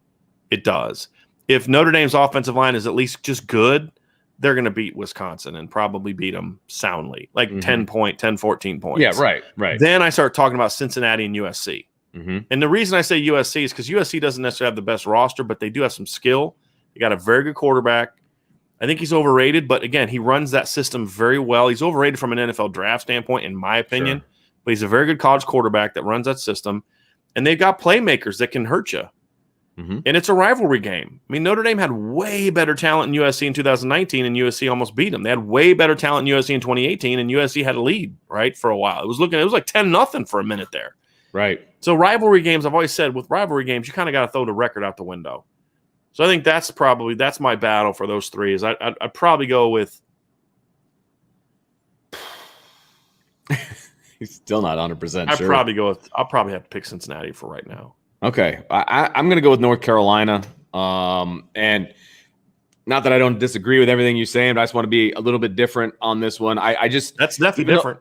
Even though that game's at home, And all the things I said about the guys that they lost and all of that, I do think Mac Brown is doing a wonderful job at North Carolina. And they've recruited really well. If they have momentum going into that game, and I haven't looked at their schedule, but let's say they're undefeated going into the Notre Dame game. Which will be tough. I mean, I think they'll have at least one loss, but again, they'll be a confident one.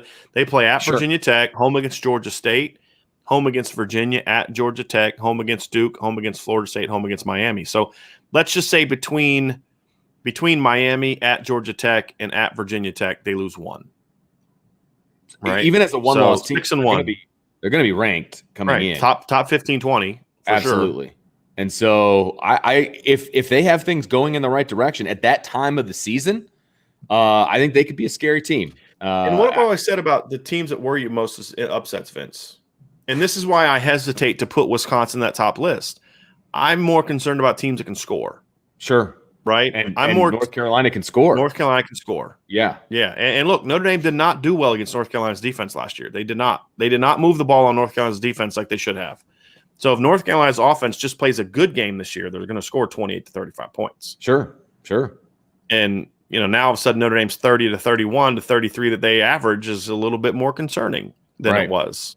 So look, and the other recipe to pulling off that kind of upset is you got to have a big-time quarterback, which is exactly the rationale I use for USC.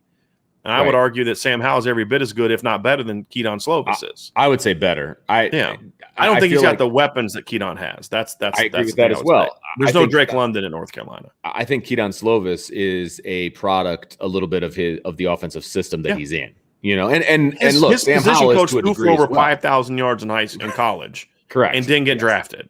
Right? That system's going to – Anthony Gordon threw for 5,600 yards and almost 50 touchdowns in that offense 2 years ago, Washington State, and went undrafted.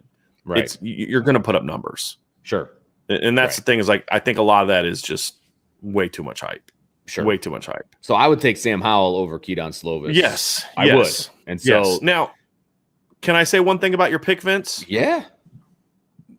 I could see North Carolina's got some young, unproven talent that keeps me from putting them there at the skill positions. I get that. Would I be shocked if your prediction ends up being correct? No. Because of that, because they have a very experienced offensive line coming back, and because they do have Bo Corrales comes back from an injury. They have some Josh Downs, a couple other young players. The Brown kid, I can't remember his first name. Starts with a K, but the Brown kid comes back to not Diami. There's another one who was a freshman last year. He comes back. He's a good player. It's just they're unproven, but so's some of Notre Dame's kids. So yeah, I could see North Carolina. Sure. I mean, honestly, if Notre Dame's offensive line is good, I'd be more concerned about North Carolina than Wisconsin. The only reason Wisconsin concerns me right now is probably because of the conversation we had about offensive line yesterday. Right. And the physicality that they could bring to the table and all that fun stuff. And whether or not Notre Dame's offensive line is going to be good enough this year. Yes. If I knew that, if you're like, hey, Brian, look, I looked into the future, right? I got one of those PIM particles, right? You're not there yet. You haven't got to end game yet. No idea what you're talking about. All right, you'll find out. But this will make a lot more sense to you after you're done with Age of Ultron. Okay, so after you watch Endgame, this will make a lot more sense to you. Okay. Yeah, I found some PIM particles. I've gone in the future, and Notre Dame's offensive line is going to be money. It's going to be good this year. Not as good as last, but it's going to be good. So, okay, I'm not worried about Wisconsin anymore. They'll win that game. And now I get worried about the teams that can score. Cincinnati, North Carolina, USC. Those games concern me more. Sure. The only reason Wisconsin's in this conversation is because I've been saying I don't get the love for Wisconsin. I don't get the top 15, top 10 love for Wisconsin. But they still concern me from a matchup standpoint against Notre Dame if the Notre Dame offensive line isn't good. Because their front seven is going to be really well coached, really aggressive, and schemed well. And that's that negator right there for me. From that can negate the talent advantage that Notre Dame has. So that would be my one.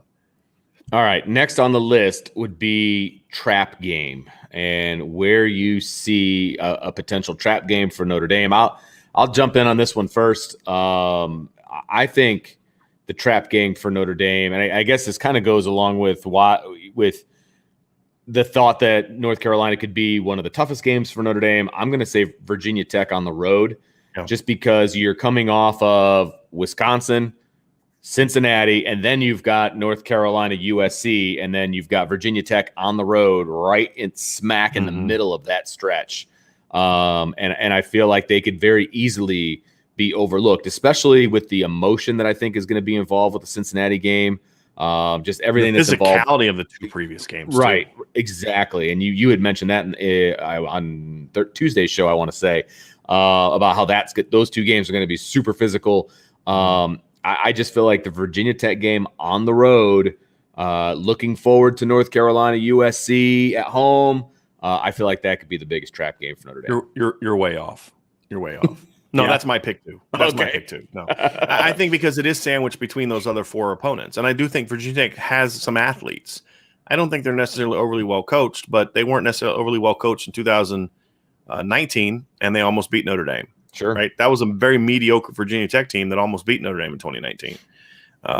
So yeah, I'm concerned about it. I think that's a game where you talk about the there's always kind of that letdown game, especially after you've played some big opponents, and the Virginia Tech game to me is the concerning one for me. And then also you say, okay, we just got to get through this game and get to the bye week. Well, that's true, but sometimes you start thinking about that and you're not in your normal deal. So yeah, that's a game. And plus, I don't think that Purdue game is going to be the cakewalk that maybe people think it is. They're going to have to earn that one. I think they should win that game convincingly, but you're not just going to roll the balls out and beat Purdue by 30.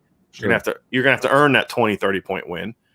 So Virginia Tech game for me is another one that would be my trap game. The only other one that I would consider is at Virginia. So if Notre Dame's undefeated or has one loss, look, they're going to be, again, they're a tough physical team. It's late in the year. They're very well coached, and they've shown that they can pull off some upsets in recent years. That North Carolina win last year was who saw that coming? So I also kind of look at the past. Virginia gave Notre Dame everything that they could handle back in 2015. Oh yeah. And that wasn't a very good Virginia team either. That's where that kid became famous for slumping over the wall. That was great, wasn't it? Yeah, that was awesome. But yeah, I look at that, Vince, and that's kind of where I'm at. That would be my. I'm with you, but if I wanted to kind of say, okay, I don't want to pick the same team, then I would have gone with Virginia Tech or Virginia at home. For similar reasons. I do feel like Purdue is a decent choice too. I do feel like because you're looking up to that next 5-game stretch. Yes. Yeah. And you just came off of a game against Toledo. You know what I mean? So I could easily see how Purdue could be an option there as well. Yep. I want to ask you about this next one. So the next one is the toughest stretch. Mm-hmm. So how long can be defined as stretch for this one? I think it's consecutive games. It could be 2, 3, 5 games, and I think the toughest stretches to me is kind of obvious. It's that Wisconsin to North Carolina stretch, because you can't take the Virginia Tech game out of there because you just got done saying it's a trap game. Trap game. That's right. Right. So you've got your 2 tough stretches of 2 games, Wisconsin, Cincinnati, plus your 2 tough stretches with USC and North Carolina, and then you got your Virginia Tech trap game right in the middle there. That's the 5-game stretch that's going to really define the season. Yep. And one of the other things we thought about talking about was what are the, and we kind of got into them as we went through it, but what are those games that they're games you don't look at now and think loss, but could be the games that could be the difference from being 11-1 or 10-2 or 10-2 and 9-3 or 9-3 and 8-4. And to me, one of those games is in that stretch, and that's the Virginia Tech game. And my concern is the Virginia Tech game, depending on what happened before that, could be a thing where you start to snowball a little bit. If let's say you get upset by Wisconsin, you bounce back against Cincinnati, you think you're still in the playoff hunt, and then you go lose on the road to Virginia Tech. Sure. And that has to fester in your program for 2 weeks before you play USC. That's how things can snowball. And so that's why I think that stretch, and if I were to pick, if you said, nope, you can only go 3, the stretch then would be Wisconsin to Virginia Tech. Because if you don't handle your business in that 3-game stretch, it doesn't matter going what into the bye, then the rest next part of it doesn't matter. Correct. And that's the other thing is, that 3-game stretch leading up to the bye is ultimately going to determine what kind of team you're going to have this year. If you've got a loss or 2 already by that point in time, you're going to catch another loss late in the year, in my opinion. Mm-hmm. Because what that means is there are flaws in the program that are going to then get exposed by teams like USC, North Carolina. If you're undefeated or maybe have one heartbreaking loss where maybe things didn't go your way, but you've kind of bounced back. Let's say they lose to Wisconsin or Cincinnati, bounce back on the road, smack Virginia Tech, respond to Virginia Tech kind of like they responded to losing to Georgia in 2017. Remember when Drew Tranquill was like, I feel really bad for the teams we're about to play. and then Notre Dame just went for like the next 2 months and just slaughtered people until they got to Miami. If they respond like that, then say, okay, this team's ready to rock and roll, and I feel good about the second half of the year. But if they come out of that first stretch of those 3 games kind of with a fragile psyche, then I'm concerned about what comes next. Sure. So I think that's the stretch that's going to ultimately define this football team. And if we get into that October 16th bye week with Notre Dame undefeated, then we're gonna be having some very interesting conversations about third playoff appearance in 4 years and what they have to do to maintain that and not get upset and those kind of things. Sure. But those are the situations where if they're good enough to beat those first 6 teams, I become less concerned about like North Carolina and USC because it's going to mean the offensive line's playing well. Right. It's going to mean Tommy Rees has opened up the offense. It means Jack Cohn's as good as I think he is. It means Marcus Freeman's is doing what we need to do. Right. So all the things we're saying, the ifs about this program, if they're undefeated going into the bye week, then that tells me those things all got checked positively. And this team is going to be as good as we think it's going to be. Doesn't mean that they won't stub their toe, but I'll feel good about their opportunity to run the table. Yep. No, agree completely. So that's kind of our overlook of the schedule, first glance, if you will. We'll start diving more into the individual opponents next. Yes. So the plan is on Thursdays we're going to be doing some opponent previews. We won't necessarily take every team individually. No. We'll do Toledo and Purdue together. Right. We'll do like Navy, Georgia Tech, Virginia, kind of in a stretch together. Right. So, yeah. But we're going to start diving a little bit more specifically into those teams, and kind of giving you guys a summer look at what the opponents are looking like. Because look, frankly, things can change an awful lot once you get into the season with these guys. So obviously we'll talk, each week about the opponent as well. But that's kind of what we're looking to do on Thursdays. So that will be what we do moving forward, Brian. So that means it's time for comments. That's questions and comments. And I will tell you that at one point when we were looking at film earlier, I made my screen bigger and it kicked me out of the front of the questions. So I have 1258 and beyond. Okay. So anything that came before 1258. We'll try to get there. Okay.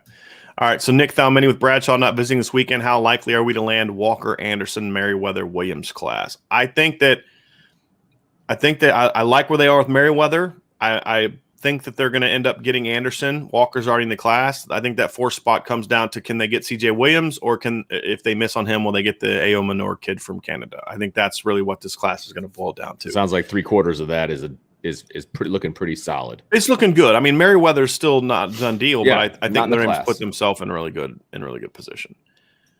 The Bears man says, how much have you heard about 2023 targets? Was looking at 11 Warriors. That's an Ohio State site, by the way, yesterday. And their staff said that they like Notre Dame for Brennan Vernon and Carnell Tate. That's a great sign. And that's why I say, gotta let things play out with Carnell Tate. But I love the fact that you said when Ohio State people, people that cover or coaches or whatever, said, well, we don't know if he's really a take for Notre Dame or for Ohio State. That's when and I don't know that they're doing that with these guys, but if they're even saying that it's looking good for Notre Dame, then it's looking good for Notre Dame. So you have to feel pretty good about that.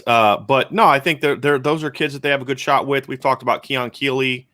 I think one of the guys that they definitely want and are working hard to get is AJ Harris, who's a 5-star corner who grew up a Notre Dame fan. I know they really, really, really want to get that kid in the class. They've had a lot of very talented players visit this summer, and I think I'm hoping that they're going to kind of shoot for top guys. Yeah, absolutely. I think it's a class that's still very much developing. We've talked in the past about some of the 2023 guys that I like for Notre Dame and that I think Notre Dame has a shot with. And, we could go through that list again, but we've talked about Carnell Tate being one, obviously, Keon Keeley, and now Brennan Vernon's apparently popping up on that list. They're still trying to find who their quarterback's going to be. At wide receiver, they just had Jaylen Brown on campus from Florida, who is an absolute stud. He's a guy that they have a shot with. Tight end, we've talked about Mac Markway, Jackson Howard, Deuce Robinson as guys that they've got a really good shot with. So they're going to continue to push there. TJ Shanahan's a kid that they got to close on. I mean, he's from Orlando, but he's a kid that grew up a Notre Dame fan. The Notre Dame offer was like, just that was the offer for him, but he's a national recruit. Notre Dame's going to have to put in the work. He's a guy that, in my opinion, they got to get. Defensive end, we've talked about Keon Keeley, but there's another kid that I like that Notre Dame's got a good shot with. That's Shadavion Bradley, a kid from Missouri who's a really, really athletic kid that I like a lot. Linebacker, we've talked about Drake Bowen, who's the in-state kid. Takis Curtis is a kid that I really like from that state. There's a linebacker. He's kind of a rover type of kid, safety rover type of kid. He's now a linebacker. Tamir Robinson from Pennsylvania that's on campus, I believe, today. Visiting Notre Dame today. So he's a kid that I would look at, see how things go. Looking at the other positions, cornerback or Sonny Styles obviously is a guy that Notre Dame is in a good position with. They got to close. I mean, that's going to be one where they got to close. And then corner, we've talked about AJ Harris. I know they really like Kyan Lee. They had Ethan Nation on campus recently. He's a really talented cornerback from Georgia. They had Ryan Yates on campus recently. He's that 6'2" guy that the staff loves. So he's a guy that I would look at and say that's an early name to know. It doesn't mean they're going to get all those guys. Justin Rhett from Bishop Gorman really likes Notre Dame. He was on campus recently, so he's another name to know. So those are the names the early names to know. But as I said earlier, I'm going to sit down and try to talk to sources after all the visits are over. Right. And then in July, kind of release here's some early names to know. This kind of thing, because there's going to be some of these kids that Notre Dame thinks they have a shot with, and kid gets on campus and you're like, yeah, that's not going to work. That's not that, or the kid may be like, yeah, that's not going to work. That's not the place for me, right? And that's basically where it's at. So Jonathan says, I don't know about you guys, but I'm having a hard time not seeing Notre Dame going undefeated in the regular season again. The only reason I'm unsure is that it's so rare to have back-to-back undefeated seasons. And Jonathan, that's where we're at. Yeah, I mean, absolutely. It's very difficult for me to look at the schedule and be like, yeah, that's a loss. Yep. Or that's a loss. Yep. That kind of a thing. That's very difficult for me right now. But looking at it as a whole, are they going to go undefeated? I have a hard time saying, yeah, Notre Dame's going undefeated. Right. Because of just what he just said. Yeah. Yep. Who looked at the Ohio State 2017 schedule and said, yeah, they're going to get smacked by Iowa? Who looked at the Ohio State 2018 schedule and said they're going to have one loss, and it's going to be Purdue, right? Who thought that Ole Miss was going to beat Alabama in back-to-back years when Alabama was in their prime? Early prime. Right. And who thought 4-8 Syracuse is going to be the only team to beat Clemson in 2017, right? That's college football. And so that's why it's so hard for me to 12-0, baby. If I wanted to do a fanboy show, like 12-0, here we come. But to Jonathan's point, I think he makes a great point. Is like, it's hard. You have to be realistic as a fan to say it's hard to go undefeated multiple times, especially 3 undefeated regular seasons in 4 years. Right. And this schedule should be a little tougher than some of those other schedules that they were able to, manipulate to go 12-0. And there are more stub your toe type of teams. Purdue, like you said, Purdue. Virginia Tech, Virginia, maybe Stanford, although we still don't know there. Florida State, there's enough potential stub your toe teams that even if you handle the top teams on your schedule, you may stub your toe against one of those teams, which happens to Ohio State, which has happened to Alabama, which has happened to Clemson. It's happened to Oklahoma. So that's John. I think Jonathan nailed it. It's like I don't see a team on the schedule, and I'm like, that team should beat Notre Dame. Right. If Notre Dame brings their B+ to A game, there's not a team on their schedule to me that has the talent to beat them. What's going to happen is there are 6 or 7 teams, though, that are good enough to beat Notre Dame if Notre Dame brings their C game. That's the key. Whereas last year, there were times Notre Dame brought their C game. There's times Notre Dame brought their D game on offense and still won. That's not going to happen this year. For example, if you play against Purdue like you played against Louisville last year, you're getting beat. You're not going to beat Purdue scoring 12 points, right? You're not going to beat Virginia scoring 12 points. You're not going to beat North Carolina scoring 27 like you did against Duke. So that's the thing is they're going to have to bring their at minimum their B game every week. And if they bring a C or a D game, it needs to be against like Toledo, right? It needs to be against some of those kind of teams. But even then, there's not that many of those teams on the schedule in this year, Vince. We got a super chat down there? We do. Do you want me to go down and get it? I'll probably lose some more. All right. I'm all over it. Matthew Mersinger, thank you, sir, for the super chat. No question involved, but just showing the love, which is freaking awesome. So thank you, Matthew. Nolan Esparza says, crazy how time flies. Just started participating, but have listened to both of you for a long time. Feels like yesterday you joined Lou on the BGI podcast. You guys have a great thing going here. I appreciate that, Nolan. And we both actually man. had the opportunity to listen to Lou or to be with Lou on the podcast. Yes, so Vince was my replacement at Blue and Gold Illustrated. Which was eased to a great deal by Lou.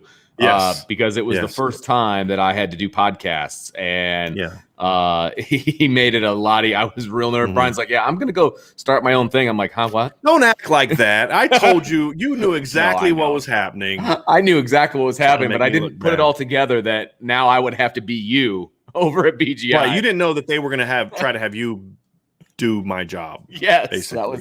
You do realize I have a full-time job, right? Right. Like you do know that I'm not like Brian where I have no kids and this is my job, right? But no, you did a great job with it. But yes, Lou always made those things much easier and much more enjoyable.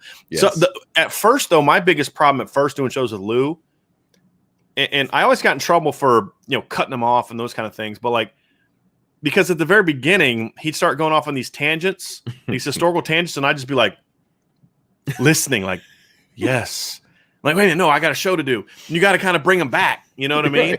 Right. But those are always the fun parts. Is he just bring out these nuggets that you're just like, oh man, that's so awesome. Just all you got to do is tee him up, man. Yep. That was the goal. That was pretty much my role every time. Was just tee up Lou. Let's go. Yep. Coleman Smith says, what do you all think about Ryan Baer canceling his visit? You like to say let it play out, but I am going into panic mode. I don't think that was a cancellation that was caught Notre Dame off guard. It was a cancellation that was due to the conversations that were being had, if that makes sense. There's not a lot I can say on this one, but it's not one where Notre Dame was like, we can't wait to get Ryan Baer on campus this weekend. And then he canceled and you're just shocked, right? It wasn't that kind of deal. I think there are other priorities. I'm picking up what you're laying There's down. other priorities on the offensive line. Let's just say that. Tommy Leonard, whoever did the counting on the let it play out yesterday, did you count each individual time he said it or just per question? It's each individual time I said it, Tommy. You're always trying to start stuff, okay? And I said it 20 times. I said it. I was under the number. Matt D was counting it. He gave me bad information, said, no, you're at 19. So I said it one more time. Ben thinks, dang it, I messed up. That was that. So it was Matt D's fault that I went over yesterday. So that's all on him. That's great. And then Coleman follows up with the Ryan Baer thing. When you have a Plan B guy cancel a visit to Notre Dame, it worries me after hearing what you had to say about the Wisconsin lineman yesterday.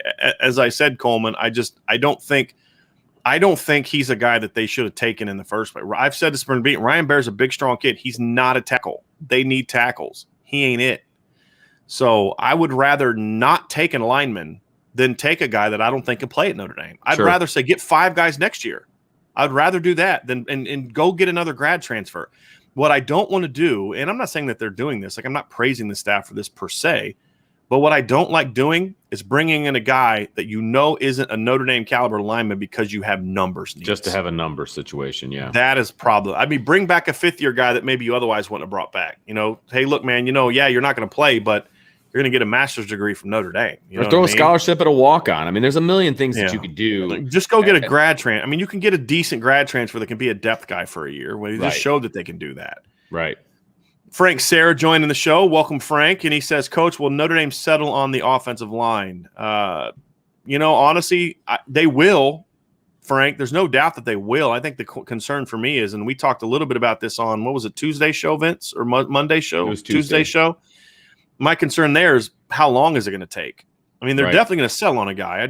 I want to find out how long it's going to take. And then Coleman Smith says, looks like we might have to settle for Ashton Craig. Look, I get where this is coming from, but I'm just telling all y'all right now, okay? Ashton Craig is not going to impress you based on recruiting rankings and stars and all that kind of stuff. But look at the offer list. It's Notre Dame, it's Iowa, it's Michigan, it's Florida State, it's Iowa. There are good programs that know how to identify this kind of player that they can develop into a really good player down the road. And that's the thing that you have to understand is, look, you guys know me, right? I'm going to sit there and tell you if a kid can't play, and especially the offensive line. I mean, I have not been bashful at all about hammering Jeff Quinn for recruiting. I hammered Jeff Quinn last year for getting a 4-star in Caleb Johnson because it was misses at other positions. So when I'm telling you this kid is a good take, this isn't settling, you're going to have to trust me on this one, right? Unless you can watch the film and tell me that, no, I watched the film and he can't play. Okay? This kid can play. You know, here's his offer list. It's Notre Dame, Florida State, Michigan, Nebraska, Iowa, Northwestern.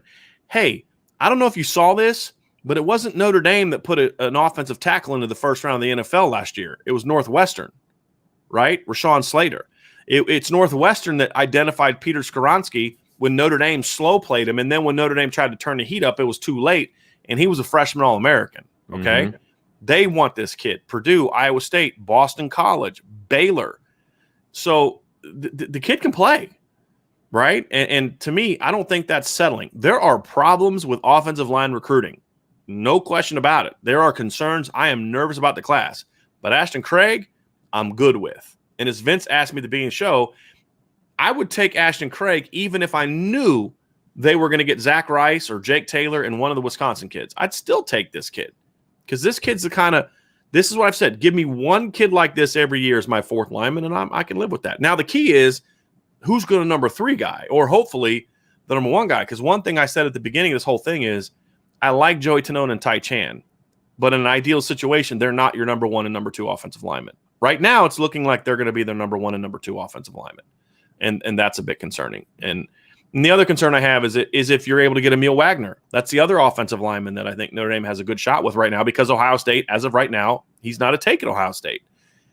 And so if you get him, he's a highly ranked kid, but now my concern is you're starting to bring in a lot of projects. And I don't think you have a coaching staff on the offensive line that's proven to me that he can develop projects because he hasn't done it yet.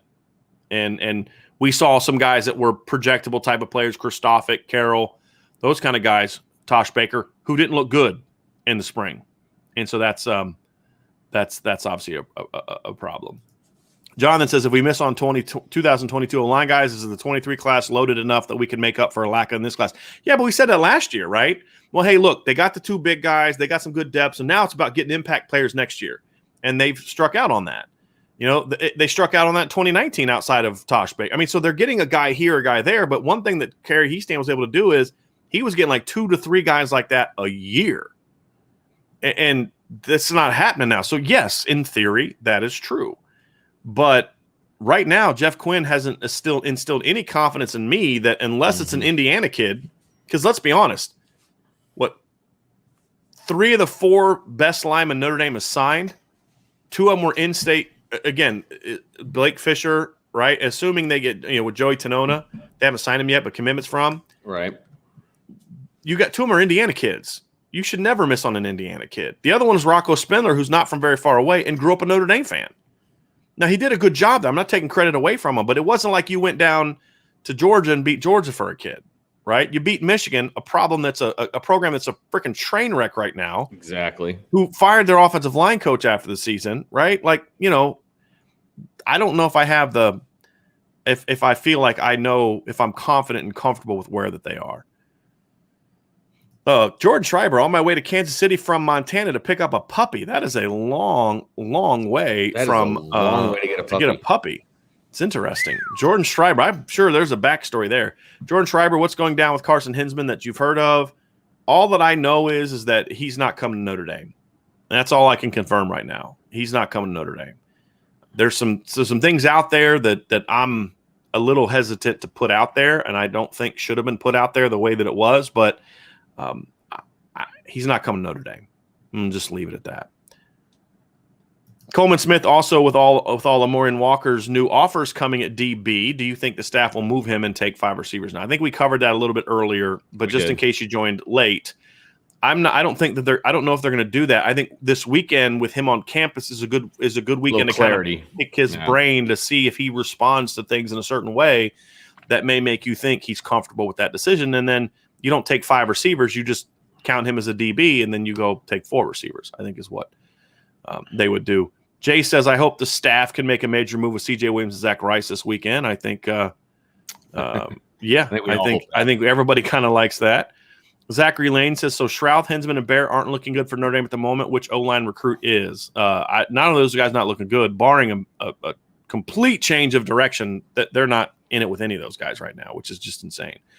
That is insane, considering where one of those guys for sure was. Yeah. Well, both of them really. They led for Hinsman for a while. Yeah, is what it is. And Joe Bruner's the other kid from Wisconsin. I don't see that one happening. I think the two guys that right now Notre Dame looks good with are Ashton Craig and Emil Wagner. But Emil Wagner is concerning because I would be worried about him as if Ohio State steps it up at any point in time and says, yeah, we want you. I'd be concerned about him. He'd be flipping. Gone. Yeah. I don't know if that he would for sure, but I feel like he would. The worry would be there. If he was uncommitted, he's going to Ohio State. But if he's in the Notre Dame class, I think he's the kind of kid that may say, hey, look, you know what? They wanted me, you didn't, and I'm going to stay. But I'd be real nervous about it. Real nervous about it. Let's get down here. Ryan McCarty says he's really concerned with Jeff Quinn's recent recruiting. I think you have to be. I mean, if you're being honest and objective, look, if you have to say, well, I got Blake Fisher and Rocco Spindler. Okay. Isn't that what you're supposed to do when you're the O-line coach at Notre Dame, right? Like, aren't you supposed to be able to get an in-state kid? Aren't you supposed to be able to get top kids? The problem is you're not doing it with the depth that you need to. And with consistency. Yes. And you're losing on – I mean, and it's not that just they're losing kids. Let's think about where they've lost some of their top prospects lately. Virginia, Northwestern, Wisconsin. They're not losing them to Bama and Ohio State. They're losing the programs that Notre Dame has. West Virginia. They're losing the programs Notre Dame should never lose an offensive line recruit for. Mm-hmm. And that's the problem. That's the problem for me. That's the problem for me. And it looks like I just got bumped out, so I am now back up to 148. So, unfortunately, I don't know why StreamYard does this, but it'll just all of a sudden kick you down. And if we don't get to show questions right away, I guess the only thing we can encourage you all to do is in the future, if you have questions on a show like this, so it doesn't affect us as much on the mailbag ones because we get right into questions. But if you know we're going to do like a podcast first, just wait a little bit before you put the questions in. It looks like about an hour. We get about an hour's worth of questions. Yeah, and then they just bump us. Yeah. So I've got 147, so I'll throw one up for you, Brian. It says from Jay, forgot Luke Montgomery will be on campus. Also another 23 defensive tackle stud from Ohio. I mean, I guess I should say that after the Brennan Vernon thing, that maybe I shouldn't just say that they don't have a chance, but that's one that I'd be really surprised if Notre Dame was able to get in on that one. Jonathan says he had a lot of family who played for Hoban. That's in Akron, I believe. Let's see. Tommy says my high school basically is the playoff public school rival of Hoban. Okay. Liam says hit the like. Absolutely hit the like. That is very important. No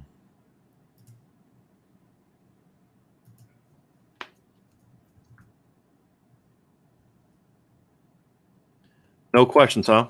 Well, there's a lot of stuff about high school. Hey, I'll pull up one while you're searching through there. Thank you. Omar Austin says, what opponents are we looking at first? Dellin Quinn's recruiting. So, I mean, we kind of dove into we'll go right. Well, basically, when we do our breakdown, I don't know if this is what you're asking, Omar, but when we start our offseason look at the opponents, which will start next week, we're just going to go in order of the schedule.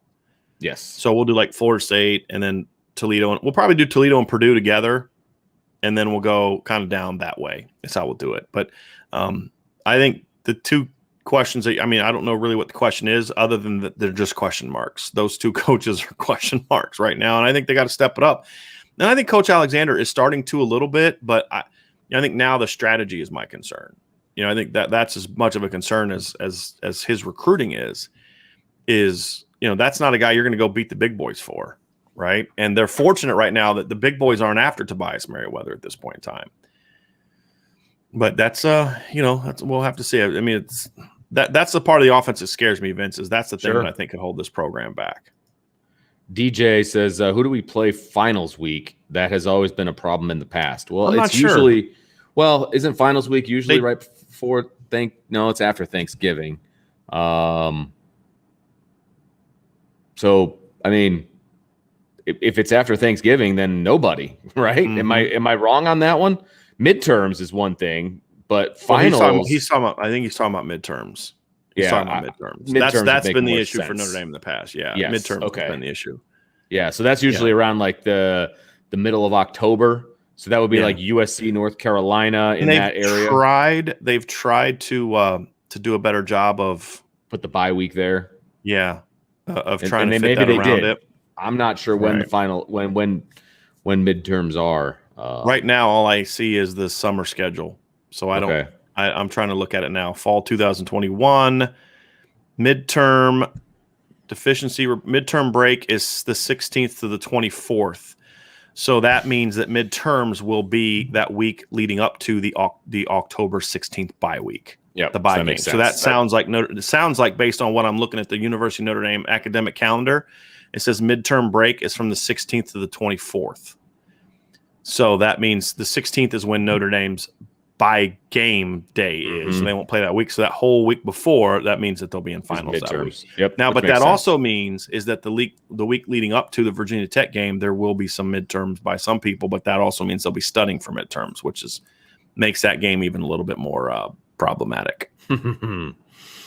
Coleman says, question for Vince that's off topic. What do you think about the rumors that Link Jarrett is a finalist for other coaching positions? And it's the LSU, excuse me, specifically speaking to the LSU position.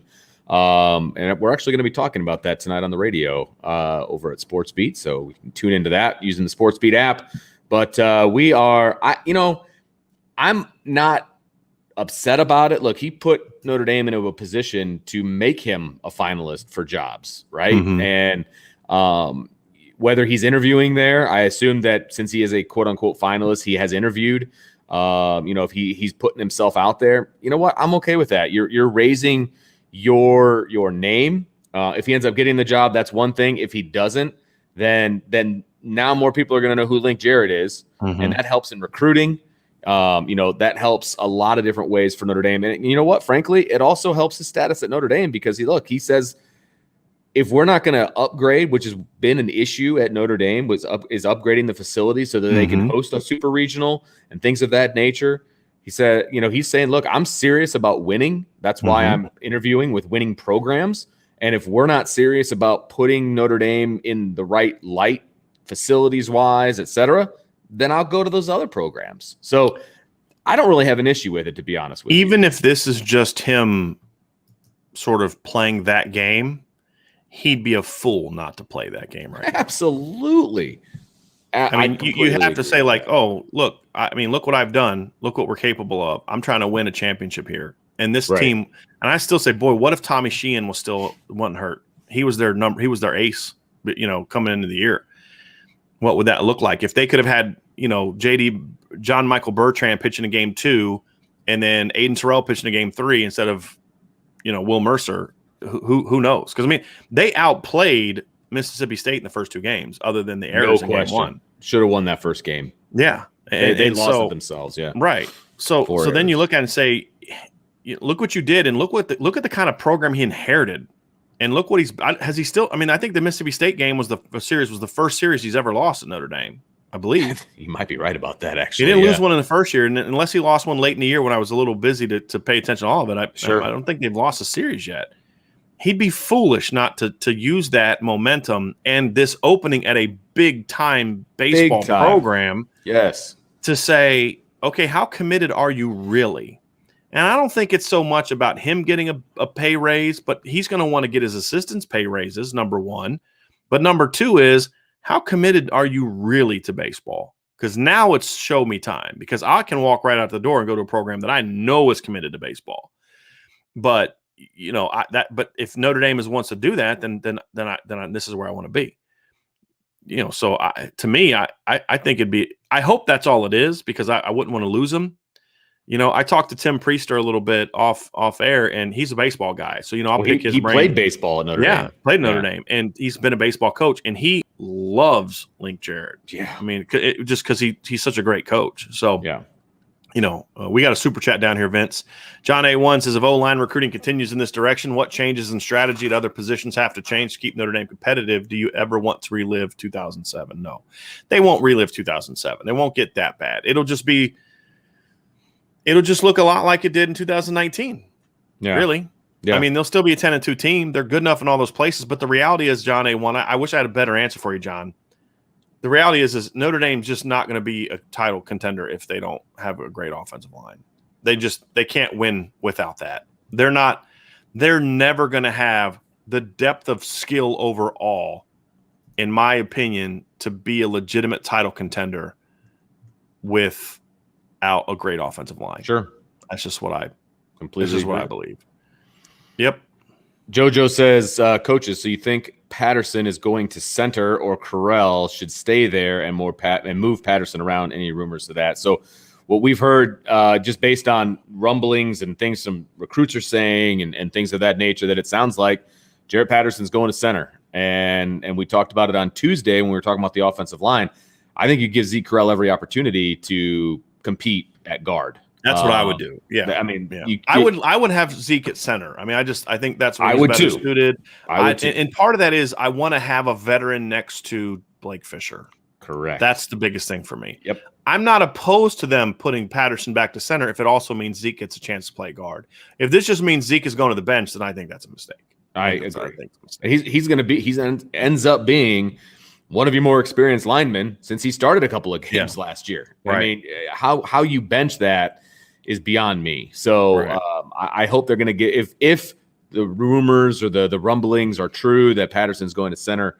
I really hope that he gets an opportunity at guard. I agree with you. I would put Correll at center and have Patterson at guard, but they have yet to call me and ask me that. So. Call's not coming to us. So I just put the phone away. Go ahead. Like, oh, shoot, it's not Coach Kelly. Dang it. I want to ask JoJo's next question. I can definitely see commits after July, but if not then, I am not going to let it play out. Just kidding. No, honestly, if they don't have some commitments by the end of that that week after July 4th, if there aren't some commitments piling up, hey, you won't hear me say let it play out. That's panic mode a little bit because there's guys who are just supposed to be in the class by then. I think the question is how many.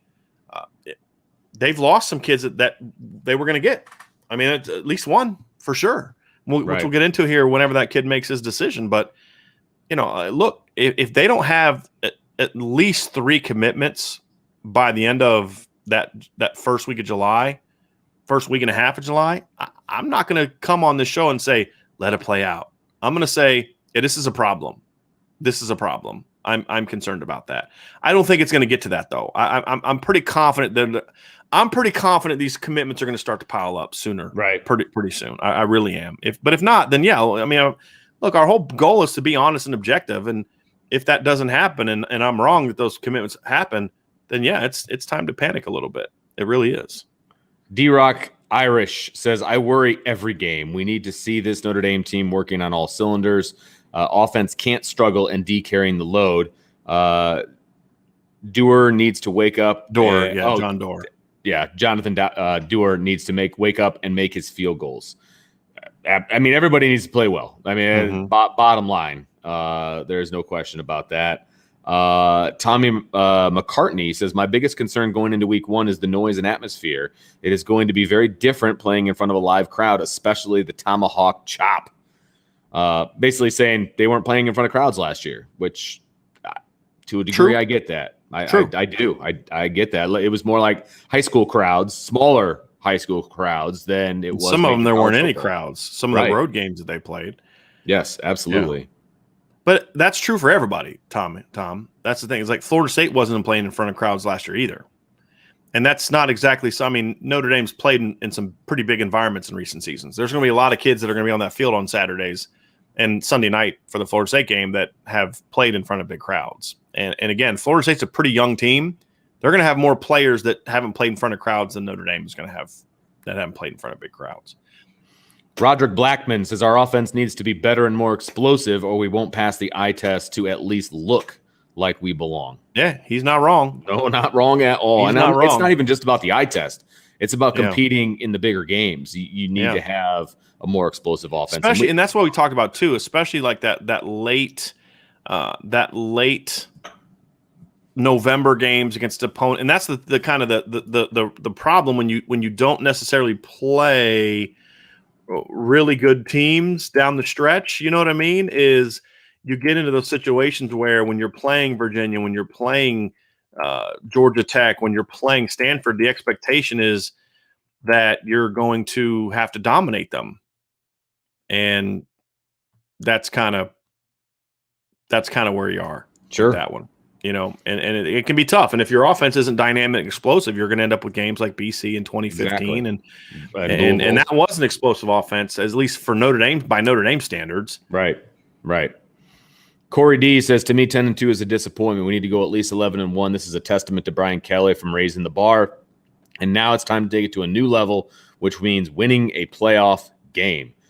I would be disappointed with 10-2. I would. I don't look at the schedule and I can't pinpoint specifically where the losses are. 11-1 is the floor for me personally. Where that loss is, I'm not sure, but it could definitely happen.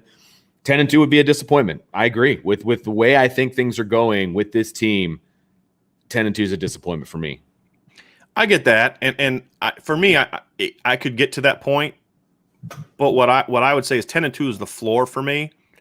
If you're 10-2 and that's a down year for you, that's still a pretty good year in my opinion. And I get that. Let me just finish. Let me finish because I have a place I'm going with this. That's kind of the floor right now because there's a lot of unknowns about Notre Dame and about their opponents. So like when I look at USC or North Carolina, well, what if North Carolina takes that big jump as a program and they beat Notre Dame? And then Notre Dame loses to, let's just say, Wisconsin. And then all of a sudden, Wisconsin goes and upsets Ohio State in the Big Ten title game. And North Carolina goes and upsets Clemson in the ACC title game. You realize, you know what? Those are really good teams. Sure. Right? And so what bothered me about the 10-2 season in 2019, which I was very upset about, it was that you lost 2 games you shouldn't have lost. Mm-hmm. Right? You should have beat Georgia on the road. You were better than Georgia. You let them outcoach you and every outplay opportunity. You. Yeah. But I can live with that, right? You go on the road, you lose to Georgia. There's no disrespect in that, right? But then to go on to Michigan and lose the way you did to a team that just wasn't very good, if it's that kind of 10-2 where you're not that you're going to lose 42-14. I'm just making the point that if they lose to a team, you're like, they have no business losing to that team, and to then go lose to that team, that would be where I would say 10-2 would be a disappointment. But I just can't blanket say it's going to be a disappointment because we don't know how some of these teams are going to be. What if Cincinnati beats Notre Dame, runs the table, goes to the playoff, and plays Alabama down to the wire? Are we going to look back at that and say, they still should have beat them? Well, most of us probably will, but it's at least a respectable loss. I mean, you shouldn't lose at home to Cincinnati. I don't care what Cincinnati does the rest of the year, but at least it's not losing to Michigan by 5 touchdowns. That's where I kind of look at it. But I would probably lean with you guys. But my thing is, I got to see how these teams perform. But yeah, I mean, you're at the point now where I don't expect them to go undefeated, but I don't expect them to go 10-2 either. I think 11-1 is that sweet spot based on what we know now. Sure. I'm just leaving open the opportunity for some things maybe to change. And what if they lose to Wisconsin by 3 points in a game where Jack Cohn got knocked out the week before? You're missing Jared Patterson, who sprained his ankle. Sure. Kyle Hamilton's out for that game. Right. I mean, so that's what I'm saying is I would tend to agree with you all on 10-2, but I just need some more context to what that 10-2 would look like. That would be really where I'm coming from. It's like Alabama lost 2 games in 2019. They lost 2 regular season games. Well, their second loss was because Tua got knocked out. Mm-hmm. I don't think they lose to Auburn if Tua doesn't get knocked out. The other team that beat them was the team that went on to win the national championship. If it's something like that, I'd say, I'm disappointed, and you should have done a better job recruiting quarterbacks or developing quarterbacks or whatever, maybe, depending on how the game goes. But if it's something like that, I'd say, I wish they would have done better, but I'm not going to crush them for it and say that the program is on the decline. D-Rock Irish says 1 loss and a playoff win would be a great springboard into the following year. Absolutely. I think a win, either a playoff win, and here's the thing, though, D-Rock, where I'm going to somewhat add to this. I think a New Year's Six bowl win would be better than a playoff win and a butt kicking in the title game. So if you're going to win that playoff game, if you lose the championship game, it is what it is. There's no shame in losing a national championship game, but it can't look like the last 3 times you were on that stage. It has to be at least a game where, like, if they went, so let's just say, Vince, they make it to the playoff this year. And they get Bama in round 1 and they beat Bama. Mm-hmm. That's huge. Absolutely. But if they go out and losing to Ohio State by 30 in the championship game, then I think that Bama win is sort of kind of like the November 7th win over to a degree. Yeah. But let's say they beat Ohio. Let's say they beat Bama in the semifinal or beat Ohio State in the semifinal, and then they go play the other one or Clemson in the title game, and then lose in a game that's kind of like the Georgia game was in 2017, and the Georgia game was in 19, yeah, right. the Clemson game in 2015. Whereas it's a battle. Like they were in it. They just that other team made more plays at the end of the day.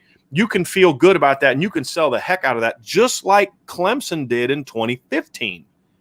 Part of the thing that really gave Clemson momentum going into 2016 was the fact that they played Alabama tough for 4 quarters. Alabama took a 10-point lead late in the game, and or was it something like 10-point lead? I think it's like 45 to 30, something like, and then Clemson scored. But I mean, it was a close game. It was until that onside kick in the second half. It was a battle. I mean, Clemson was there. Sure. If it's that kind of game, then you say, man, they're really close. What you can't have, I would rather them go 11-1 and make the Orange Bowl and beat somebody in the Orange Bowl, a big time program, not Coastal Carolina or something like that. But beat Florida, beat Georgia, beat Oklahoma, beat Ohio State in a bowl game, then win a playoff game and get slaughtered in the championship game. The thing that I think you have to add to D-Rock's comment is they have to win a playoff game and be competitive in the title game. That would be the thing for me. That would have to be the case because you know how it's going to be perceived nationally and within the locker room if they go out and win a playoff game, especially if that playoff win is over anyone other than Ohio State, Oklahoma, Clemson, Ohio State, Alabama, or Clemson. If they beat Oklahoma in the playoff and then go get slaughtered in the title game, so, well, of course you won a game. You played Oklahoma, the only team that's been worse in the playoff than you have been. You know what I mean? That's how it'll go. You have to beat one of the big 3, and then you have to be competitive in the championship game for me to really be considered a true springboard into next season. Sure. The big dog Sean says, is Notre Dame trying to have a top 5 class in name only affecting their wide receiver recruiting, trying to get big names over a complete unit, for example, Xavier Bradshaw? I think that's a fair question, but I don't think that's the case. I don't think that's not really how Notre Dame has ever recruited, in my opinion. I don't know Tommy Rees very well, but he doesn't strike me as someone who cares about star rankings. I think it's more about the style of receiver that they're looking for, and it fits a pattern that, if we're honest, outside of one recruiting class, has been the pattern at Notre Dame for a while. Because when you look at Notre Dame right now, and you say, who are the smaller, slotty type of, after the catch guys? It's Avery Davis, who they did not recruit to play quarterback, and it's Braden Lindsey and Lawrence Keys, who they recruited in the same class, which was Chip Long's first class, right?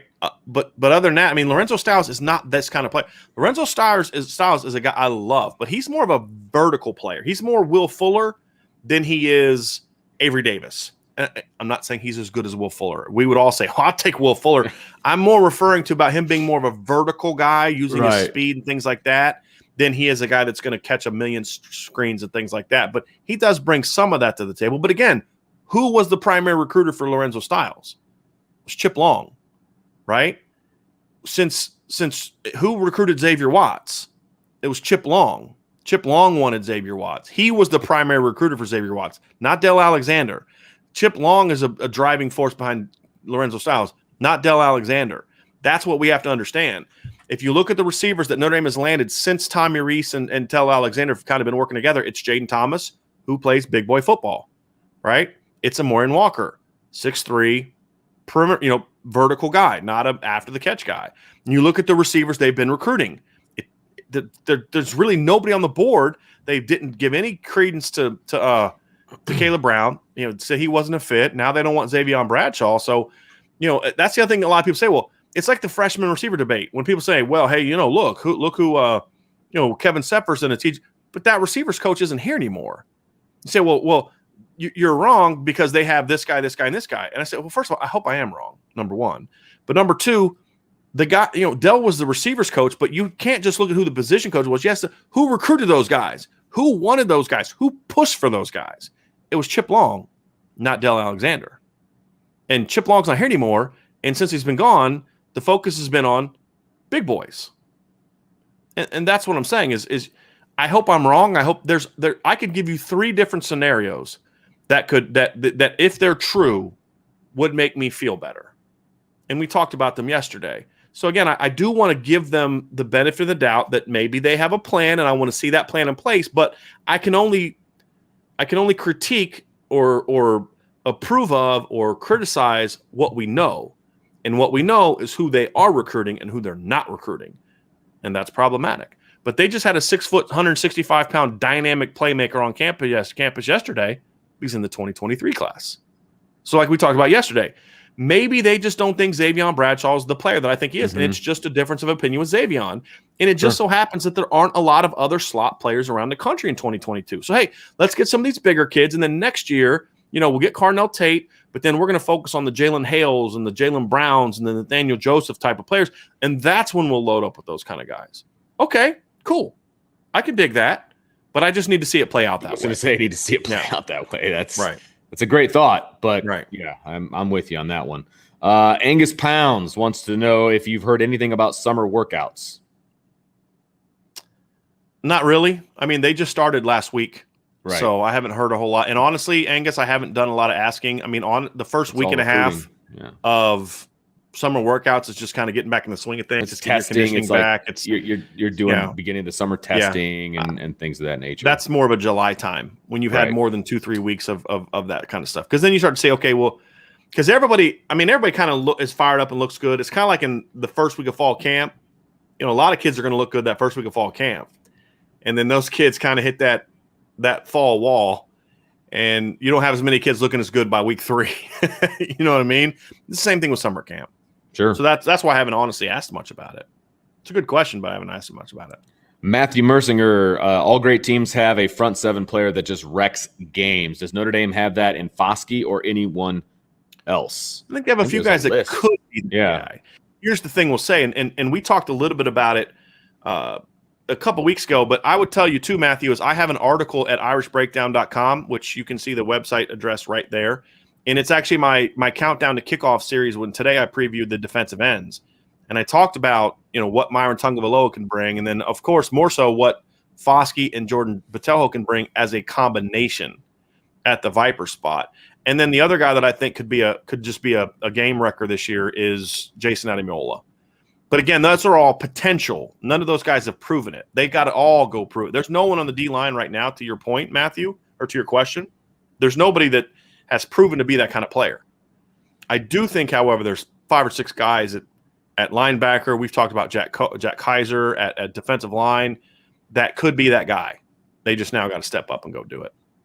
One thing I have heard about summer workouts is, however, that I will say this, and this is a good sign, speaking of front guys, I've heard Jacob Lacey is in really good shape and healthy and looking really good, which is a positive for Notre Dame because he was not having him healthy last year took away a little bit from that nose guard position, in my opinion.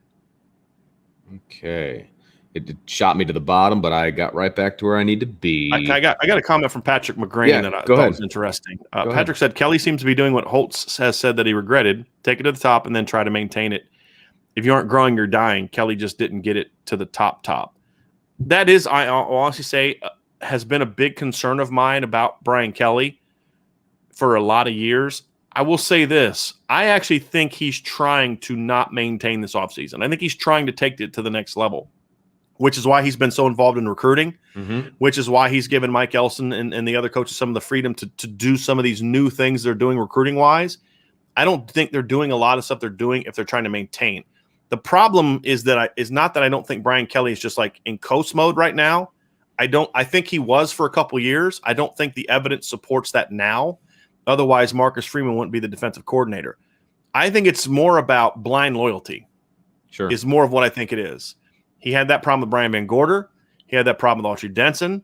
He's got that problem with Jeff Quinn. He's got that problem with Dale Alexander. And being too late to make those coaching changes that needed to be made, which we've talked about. Urban Meyer does not let Brian Van Gorder go into the second season.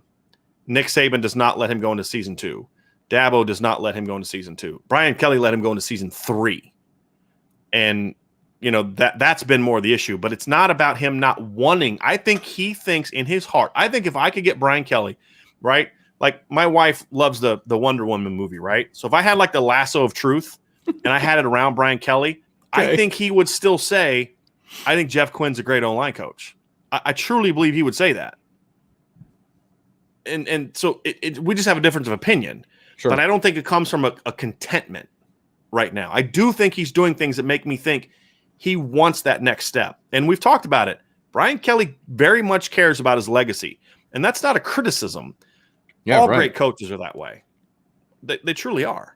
All great coaches are that way, and I'm okay with it. It's just, are you going to then make the right decisions?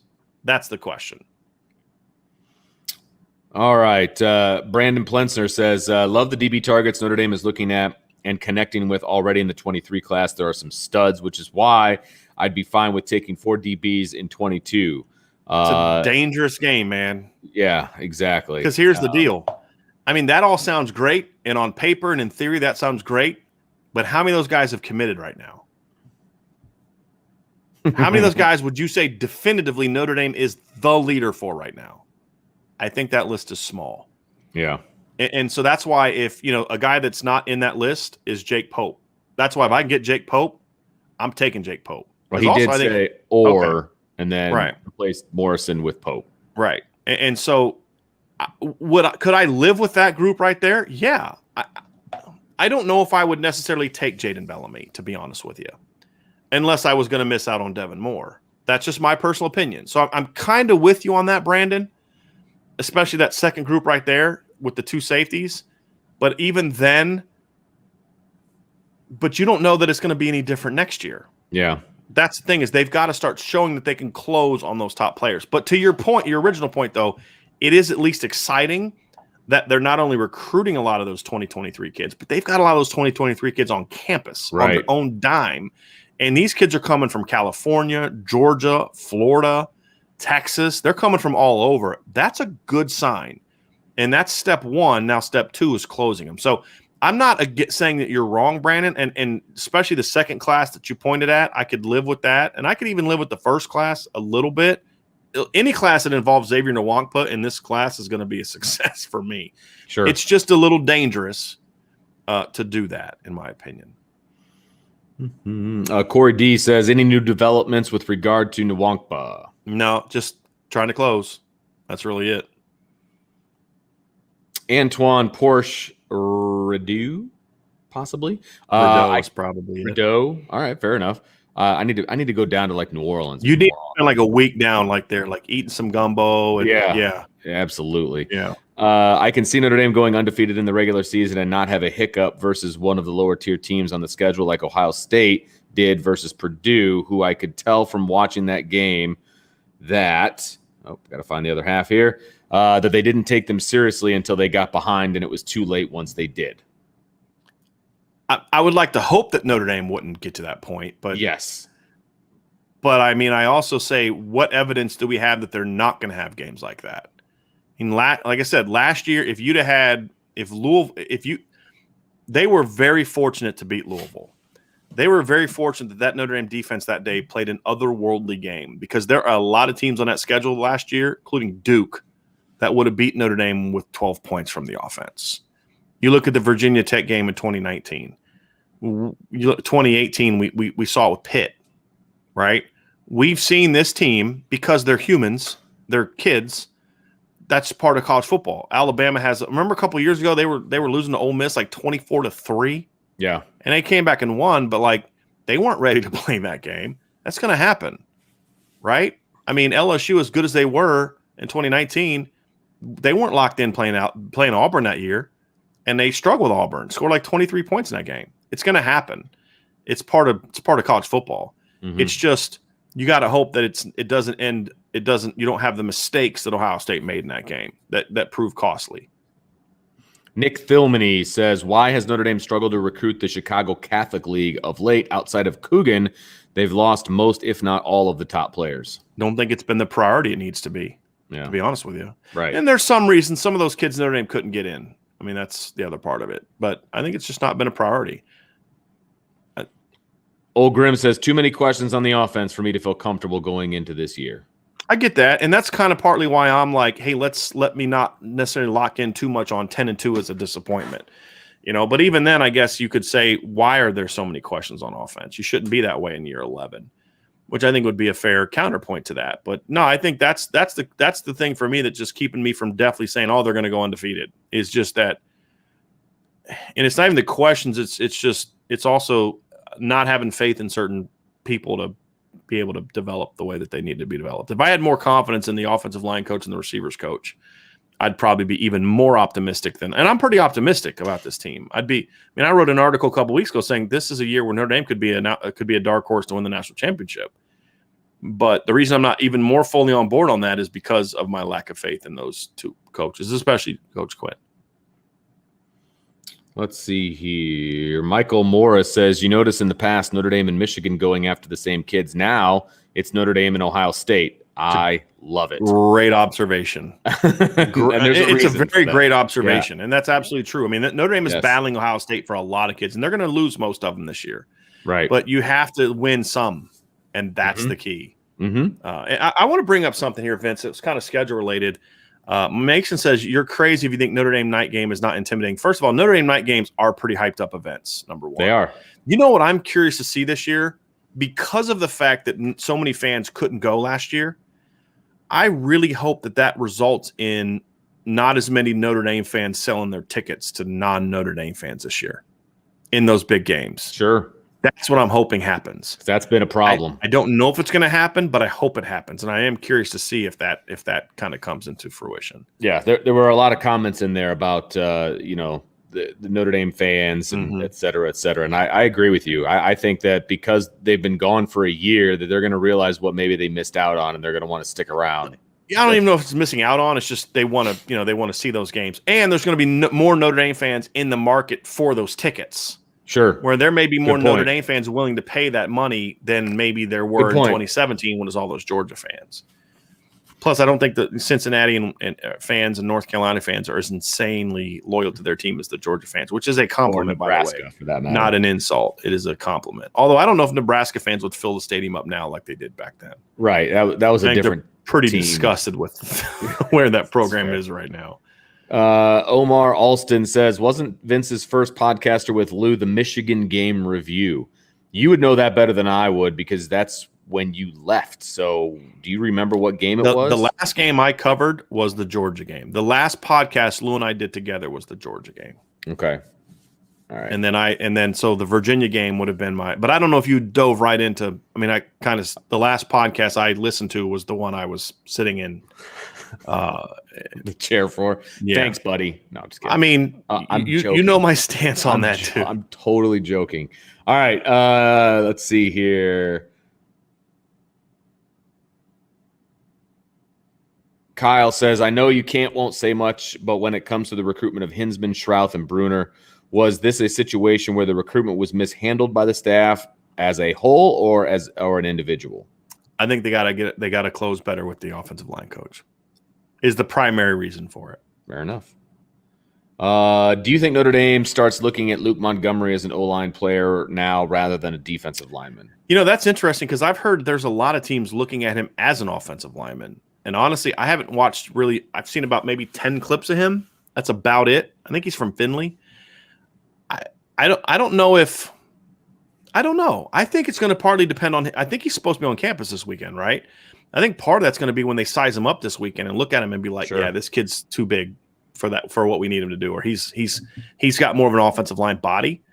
I could see something like that where, yeah, I could see that. I haven't been told that yet, but just kind of talking it through, I could see that certainly. Richard Robinson says, with 3 Irish alum making All-Pro, Notre Dame should get whoever they want on the offensive line. Would you use this as the closing argument for choosing the Irish? Sounds pretty good. It'd be part of it, right? I mean, that's part of the conversation. I don't think that's the be-all, end-all. There's more to it than just that. But if that's not part of the conversation, then I think you're doing it wrong. But here's the problem. The person that coached those 3 players is no longer at Notre Dame. Right. I mean, that's just the reality. I mean, in Jeff Quinn's first go-round, yeah, he had 2 guys in the second round and 1 guy in the third round, but he was the first offensive line coach at Notre Dame to not coach a left tackle that became a first-round pick. Mm-hmm. Even though he was a consensus All-American and had a great year, he wasn't a first-round pick. To me, that's problematic. Let's see here. Tyler says, do you see Freeman moving Hamilton around more? For example, blitzes off the edge or playing close to the line of scrimmage, or do we need Kyle in the back to help with coverage? I think he's going to play all over. Yep, me too. And real quick, Chief Brody has not been in our shows for a while. Long time no see, fellas. I'm glad that you are back. I'm glad you're back at it, back with us. So, yes, appreciate that. Still trying to find some questions. And when you do sounds like that, Vince, it makes it very hard to edit the podcast afterwards because I can't find the empty spaces. Sorry. All right. Fred Benson says, Brian, I just subscribed to Irish Breakdown, and thanks for being my Facebook friend. Despite all the struggles, this is the year for Notre Dame. Hey, Fred, I appreciate that very, very much. You're actually lucky because you were someone I accepted before I did my purge of Notre Dame fans because some crazy person reported me to SI and said that on my personal Facebook page, I was inciting violence. I still don't know what post it was. Maybe it was the day I went to the range, and I put because my wife and I went on a date and we went to the range together. And so I put some video clips of me, getting some practice in with my AR-15. I don't know if that was it or not, but she tried to get me fired from SI. So I was like, all right, Notre Dame fans are getting booted from my ones I didn't know. Or people that I hadn't, that don't think like me or whatever the case may be. And I just haven't accepted any new, which sucks. Because I was all about letting Notre Dame fans kind of see some of my personal stuff and and all that. Because me, I don't hide who I am. But when somebody's going to go try and get me fired and get me canceled or whatever else and I still don't know what for, and they never actually came to me about it. Cancel culture. It's like, all right, pettiness. Sorry, Notre Dame fans, but I got to punish all of y'all because some crazy person. I have a pretty good idea of who it was, but it is what it is. But I appreciate you subscribing to IB, and of course, I hope that you're right. I hope this is the year for Notre Dame. And I did write an article recently where I talked about that I do think this is a, yeah. So Jay says, I saw that Amarion Walker visited LSU a second time with his parents, even though he is visiting Notre Dame this weekend. That has to be a huge red flag. Yeah. I mean, I think so. Certainly. It ain't great news,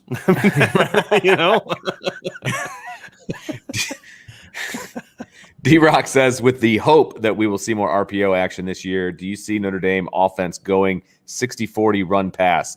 Thoughts? Vince, you have a stance on this. You want to share your opinion on this? Yeah, well, you were asked this question on a local radio show about, the ratio of run to pass. I think that is kind of an outdated stat, and I'm not – it's nothing against you, D-Rock. I'm just saying it's not something that I look at anymore, especially in a run-pass option offense, because you're not calling a run or a pass. You're calling an RPO, which could be a run or a pass. No, you're calling a run. You're calling a run. I mean, that's really what you're doing. Yeah. And so those numbers get all skewed up. And so I don't necessarily look at that per se, because you're going to take whatever the defense is giving you. If they're trying to stop the run, you're going to take the pass. If they're trying to stop the pass, you're going to take the run. So the ratio argument isn't what it used to be back 20 years ago when I was in high school and you wanted to make sure you stayed balanced and all that. If you're running RPOs, balance isn't my worry. You're going to take whatever the defense gives you. I think for me, Notre Dame is always going to have to be a team that runs the football to win championships. Sure. And that was some of my criticism of Brian Kelly early in his tenure, was the running game was like an afterthought far too often. Mm-hmm. And it was no surprise that the one year they really committed to being a physical football team, 2012, they went undefeated. And, but then it's kind of like we've gone to the extreme of that in the opposite direction, where there's too much about it. And I think that's when you look at Oklahoma, you look at Ohio State, you look at Clemson when they were winning titles. Those teams are all averaging well over 200 yards a game running the football. They're physical running teams. And those are teams that, to me, you look at and say, that's what you got to do to win a title. I mean, you look at Clemson this year, they go into the postseason, they get absolutely embarrassed by Ohio State. What happened to be their worst rushing team in a very long time, a very long time. They were 240, 250 the 2 years prior to that. Ohio State's always over 200 when they're really good. Alabama, even though this was a team that was much more pass-oriented than they were in the past, still ran for 190 yards a game. I think you have to be able to run the ball. I think the problem with this conversation for me is always about we're talking about the wrong things. And so many times people talk about run-pass ratios, and you used to see this talked about even more from sports writers and people like that would – not so much Notre Dame, because I don't know if people talk about that, but I'd read it like with NFL people and other college football. Well, they ran the ball 65. I don't care how often they ran the ball. Right. What I care more about, and this is from a coaching standpoint, is balance to me has never been about 50-50 or 60-40 or anything else. You could be 70-30 and be balanced. Balance to me is about, are you efficient and explosive in both phases of the game, big picture, run and pass. And then the other part of it is any good team can take away something from me.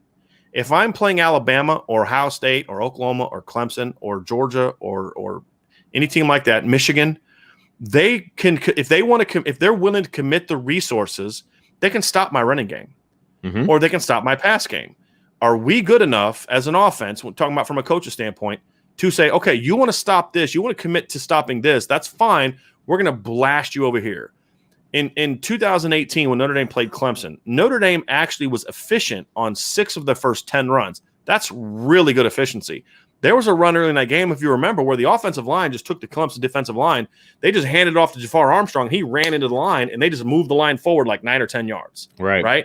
But what Clemson realized very early is 12 ain't throwing the ball. And so they said, you're not going to beat us with the run. We dare you to throw the ball. And the reality is Ian Book wasn't willing to throw the ball down the field. Right. There were chances, but he wasn't willing to do it. And that's what cost them the game. Notre Dame shut down Clemson's run game and said, if you're going to beat us, you're going to have to beat us with big plays. And that's exactly what they did. And to me, that's balance. What you have to be, okay, if you want to take away our pass game, fine. We're going to run it down your throat. If you want to take away our run game, fine. We're going to throw for 370 yards and complete 68% of our passes and smash you with it. That's balance to me. The final piece to this is what you have to understand is, to Vince's point, RPOs have changed how you look at what is a pass and what is a run. And to me, if a guy's going on a jet sweep and you flick him the ball, that's going to count as a pass. It's a forward pass, right? And teams do that now because if there's a fumble exchange, it's an incompletion, not a fumble, right? An RPO, to me, as a coach, was always an extension of the run game. It just is. If I throw a bubble screen, when I was a coach, we didn't have RPOs like they do now. We had checks, so we check to a bubble screen, we check to a quick, and we counted those as runs. They're an extension of your run game, because if I'm running a bunch of hitches and a bunch of screens, I want to average 6 to 8 yards per play on those. Right? If I'm running a curl flat, or if I'm running double corner smash or something, I better be way more than 6 to 8 yards per play. Those were extensions of the run game. You have to look at those a lot differently than you look at run plays. And so to me, and we talked about this in 2018, Vince, is when Notre Dame was running RPOs, and there was a game, I'm trying to think it was maybe the Navy game, where Notre Dame, or Northwestern game, and we talked about this somewhat recently, where Notre Dame went out and they didn't run for a ton of yards in that game. But what you had is they went like 9 of 9 on RPOs and really had a lot of success. And so you say, against the Pitt game is another example. In the second half, Notre Dame was just ripping Pitt apart with quicks and stuff that were coming off RPOs. Northwestern was the same way. Notre Dame only ran for 121 yards against Northwestern. But the reason they scored over 30 points and won that game is because Northwestern said, you're not going to beat us running the football. So they said, fine, Ian Book's going to throw for 343 yards with a bunch of RPOs, and they beat him that way, right? And to me, that's what balance is, in my opinion. Makes a lot of sense to me. Brian, I got to run. I got to get to the station for the show. So I will talk to everybody tomorrow because it's Mailbag Friday. All right, everybody, I will talk to you later. You better rent out that room for the whole time, man. I don't want you bailing it like a couple hours in, all right? You better let them know. I'll do the best I can. Okay. All right, see you. Lauren Hamilton asks, I see the talk about Quinn not landing recruits in questionable development, but I am correct in thinking he is really good at spotting talent early. I think he's had some moments with that. I mean, like I said, Tosh Baker was one. I wouldn't say that he has a proven track record of that, but there have been times for that. I mean, Joe Alt is one. I mean, but I don't know if that's necessarily him or if that's Bill Reese in the back office. That's the other thing I would say is I'd be curious about that. I'd be curious to find that answer of who that was. Richard's response is, what is the good of spotting talent early on if you can't land them? But I do think, however, Richard, in response to that is, I think they've done a pretty good job of that. This year, they're not so much of a good job. But last year, they did a better job in that, the 2 years ago, Tosh Baker, part of the reason Notre Dame got Tosh Baker is because they got on him so early. They got on him super early, and that helped them get him in the end. We saw that with Rocco Spindler. They were on him forever. I don't want to say they identified him early. I mean, everybody knew he was really good, but they got on him early. Joe Alt. They got on Joe Alt before a lot of other teams recognized that Joe Alt was going to blow up.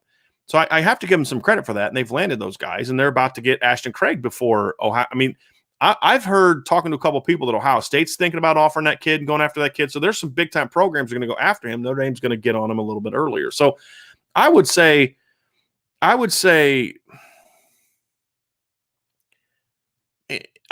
again, I also don't know who's the one doing the recognition. I think there's a lot of instances where if you're a coach, you need to be able to rely on your back office people to find those kids for you because you can't do it all on your own. And then you have to decide, okay, do we like this kid or not?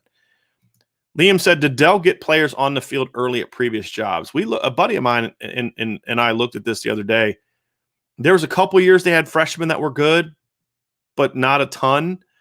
But I also don't know if that's even fair to say because you're getting a different type of freshman. So I don't expect Arizona State to land a bunch of stud freshmen that are playing right away, like Notre Dame has. I don't expect that to happen at Wisconsin, for example. So it's a little bit unfair to say because of that is this. I mean, yeah, and also it wasn't as much of a problem before him, but it's been a problem for much of Brian Kelly's tenure with two exceptions, and those exceptions are situations where you say, of course you're going to play that guy. Oh, Omar followed up. I meant to say that Dell and Quinn's recruiting might be our first opponent of the season. That's a good one. See, it was such a good comment, Omar, that it just flew right over my head. But no, that's a good point. I mean, it's kind of a joke, but it's really true. I mean, that's a problem. That's something that right now concerns me about that taking that next step as a program.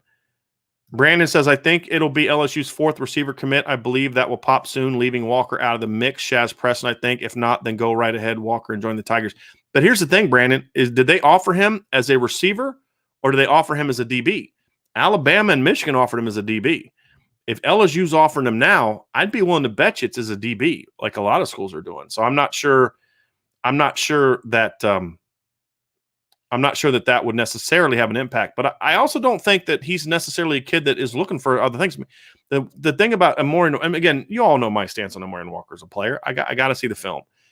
But one thing I do know about him is he's got very good grades, very high academic kid. Family's very much into what Notre Dame has to offer. So just like with Logan Diggs last year, people said as soon as LSU offered, I said, I don't know about that. And he ended up signing with Notre Dame. And saying, Lawrence Keys was another kid who comes from a family that very much understands the value of the Notre Dame education. And I think Amorian comes from a similar type of family. Despite my concerns about him as a player, I'm not as certain that he's going to leave the class as maybe some of you might be at this instance. Brandon, great point. Big difference right now between 22 and 23 is Freeman and Elston. As Freeman is the D coordinator and then Elston is the recruiting coordinator for a full year. I think it's a very good point. Richard McGinnis says, talking about Jaden Bellamy does have positional flexibility, though. I like the idea of taking him as long as it doesn't cause a numbers crunch somewhere else. I tend to agree with you on that. I think Jaden Bellamy has two things that make me want to take a flyer on him. Even though he's got some raw things and some things I'm concerned about, the two things that I see in Jaden Bellamy is, number one, to what Richard said, very versatile player. Start him out of corner, he can play nickel, and I think ultimately if he can fill out his body, he can play safety. The other thing is he can flat out run. And I'm always going to be open to take a chance on a kid that can run. And that's my thing on Amorian Walker. If Amorian Walker is as fast as some people claim he can be, then I'm good with it. I'm good with taking him because if a kid's 6'3" and has good ball skills and can run real fast, as a coach, that's my job to coach him up. Okay? And I would love a kid like that. I could coach a kid like that, lad up and turn him into a really good player. And that's what should happen. Brian Meadows says, North Carolina is not beating Notre Dame, and they couldn't do it at their home last year. Not going to come here and beat us. I think the defense is going to get better. I think I agree with that, but at the same time, it doesn't quite work like that. I mean, Notre Dame beat Michigan in 2018, and it was and lost embarrassingly the next year to a not nearly as good Michigan team. I don't think it quite works like that. I think that's a game Notre Dame should win. I don't think they're going to lose to North Carolina, but I don't think it's going to be a cakewalk either. Anthony L. says, does Shamrock Series really help Brandon recruiting enough to mitigate any home field advantage at Notre Dame Stadium loss? Not as much as it should if they did it right. I don't see what playing the game in Boston does for recruiting. You're doing that for alumni. And that's ultimately really what it's about, to be honest with you. It's about playing in front of alums, playing in front of where a lot of your big donor base is coming from. It's really more about that than any kind of recruiting advantage. There are times it's a recruiting advantage, but not some of the games that they've done in recent years. Like playing in Indianapolis, what kind of recruiting advantage is that? Playing in Chicago, it doesn't give you a recruiting advantage. Playing in Boston doesn't give you a recruiting advantage. Play more games in Texas. Play in Phoenix. Play a game in Florida. Play a game in Atlanta. And those are the places that could help you with that. Get some more questions here, and then we'll wrap up. Matthew Merzinger says, what is Notre Dame's floor of Reese? If Reese is a Broyles finalist at year's end, talk to me, Vince D. Well, I hope that you're okay with me answering this question since Vince is gone, Matthew. But if Tommy Reese is a Broyles, now for those who don't know, Broyles candidate is the assistant coach of the year. It usually goes to a coordinator. If Tommy Reese is a finalist for the Broyles Award at the end of the year, Notre Dame is going into the playoff with a chance where we're all going to think they can actually win it. That's flat out. If he is considered the top assistant at Notre Dame going in at year's end, this team they're not only going to be undefeated, Matthew, they're going to be destroying teams. I truly believe that.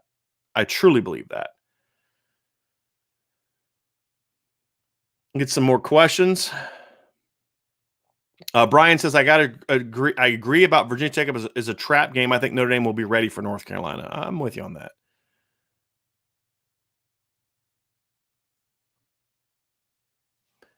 Joe says, I believe that with the canceled visit by Bradshaw, it looks like Kelly is taking over the offense again. He wants to keep running the same offenses in the past. So much for the new and improved. Again, that's my concern, Joe. But I do think there's some counter arguments that can be made against that. And one thing that I am confident in is that Brian Kelly is not taking the offense back over. I still believe this is Tommy Reese's offense. And that's why I'm saying I'm a little bit more willing to say, okay, I voiced my frustration, but let's lay out some counters to what it could be. It could just be they don't like Xavier Bradshaw as much. And it's not so much okay, we don't want to go with smaller guys. It's just we don't want to go with that smaller guy, and there really aren't a lot of other smaller guys in the 2022 class. It could be that too. I hope that's the case, and I hope they eventually wise up with Xavier Bradshaw.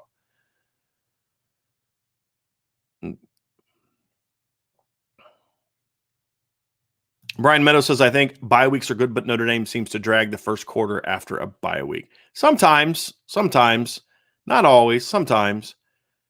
Richard McGinnis says, Coach Taylor and maybe Coach McNulty are doing well. Notre Dame needs more from Quinn and Alexander from recruiting staff. We will see when they sign the class. And that's it. At the end of the day, we're gonna see. We're gonna see. So and then Anthony had the question about, I'm gonna go up here and find your question again, Anthony. The Shamrock series and some other things. And then Anthony says, makes sense, looking to get my IB Gap Closers gear here soon. So if you've made the purchase, I believe, let me pull up my my account here and see if I believe all the orders that have been gone in have since been sent out. I don't think there's any pending orders waiting to be fulfilled. There's just one. So it looks like there's just one. So Anthony, if that's yours, there may be one more thing that we're waiting on. So I'm not sure if that's your order or not. But everything else has been sent out. So hopefully you can get it soon. And if you're not sure what he's talking about, there's a link at the top of the description of this podcast where we include a link to our store, our merchandise store. We sell shirts, we sell hats, we sell mugs, Irish Breakdown mugs. I don't have one today, and I didn't have time to make my tea, and my wife is in a conference today, so she wasn't able to make it for me. So I don't have that, but you can see it on most shows, and obviously we have hats like this. This is not part of our gear. This is something different. We have Gap Closers t-shirts, Gap Closers hoodies, and maybe someday we might expand that a little bit more, but that's where we're at for now. And Ryan Haley has one last question before we wrap up. Ryan says, is there anything Notre Dame can do to prove their home field advantage? The recent renovations have helped, but I miss the rowdy crowds in the 80s and 90s. Will on-field success help or no? I think there's two things. Number one is success at home. I mean, look, home field advantage is really about what? Do you win all your home games, right? Well, Notre Dame's pretty much dominated at home the last couple of years. But I think part of the reason is that it hasn't seemed like they have a great home field advantage from the crowd standpoint is because there just haven't been a lot of big games at home. You know, you look at 2017, I thought that USC crowd was pretty wild in 2017. But that was a big game. That was a top 10 Notre Dame team against a top 10 USC team, I believe, at the time. And, you know, that was a huge game, and that was a really loud crowd. I think you get better opponents, I think is more of what that needs to be about. Play better teams at home. Part of it is kind of out of your control. We had a recent game against Florida State at home. That normally would be a big game, but Florida State was kind of down that year. But if your schedule's, you know, kind of what, let's be honest, what some of the home schedules have been in recent years, you're not going to have a rowdy crowd. I mean, who's going to be rowdy for, oh, we got to go beat Western Michigan or, you know, Virginia Tech or Duke? You get those big teams. So, you know, when Ohio State comes to campus, when Clemson comes to campus, assuming Notre Dame fans don't sell their tickets to opposing teams, which drives me nuts, then I look at it and I say, I think that's part of the deal too, is that. But then there's also an element to Notre Dame Stadium, which I think they need to do, which is you make it to where it's harder for the average fan to get tickets. And if you do get tickets, you have to get them on secondary markets, which drives the prices up. And so you get a lot more, a different audience, you know, whereas you go to some stadiums down south, you go to Ohio State, there's more casual fans at those games. Well, I mean casual, I shouldn't say casual. There's more common fans, people like me, people like my family, you know, where we couldn't afford to get season tickets. We couldn't afford to pay sit down low. And there's just a lot more of that type of crowd at Notre Dame. It just is, which is who the sit down in front, you know, don't stand up and cheer people are, if we're being honest. I mean, that's always been the complaint about Notre Dame.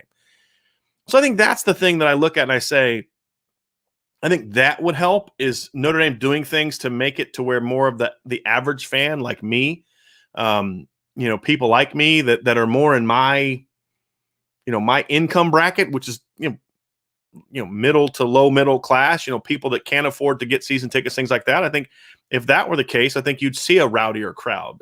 That's really a lot of times where the energy comes from, where, you know, but that's not always true. I know some people that have season tickets that are very wealthy that are crazy at games, but it's more about I think there's an age difference. There's not as many. I mean, I have a buddy who loves Notre Dame, but the only two games he's been to the last 4 or 5 years are games where I got him tickets, because he can't afford to take his kids to a game. And I think that element not being there, I think, is somewhat drives the environment down a little bit. So anyway, so that's gonna be it for today's show. Dan Squatch, I see you asking some questions about Florida State. Look, next week, buddy, we are going to actually have a show about Florida State and the Notre Dame matchup against Florida State. So if you're able to make it during that show, if you're subscribed to our channel, I hope you are. I know you're a Florida State fan. But look for that, and we'll certainly love to answer your questions, and we'll definitely engage with you during that show. There's no question about it. And then D-Rock, reminder, hit the like button, share this podcast, subscribe to this podcast, and hit the notification bell. And I appreciate your kind words about the show, but sharing it is also a big part of this too, is let people know what it is. All those things help our algorithm, help us grow, and help us continue to put out great content. So everybody have a great rest of your day. We will be back tomorrow at 1 p.m. Eastern for our Friday mailbag, our free-for-all on Friday. We'll answer all of your questions then. We'll continue to dive into all types of different things that you want to talk about. And tomorrow's show, unlike today, will be completely driven by you and what you want to talk about. So make sure you stay safe enough to get with us tomorrow, and we will talk more then. Have a great day.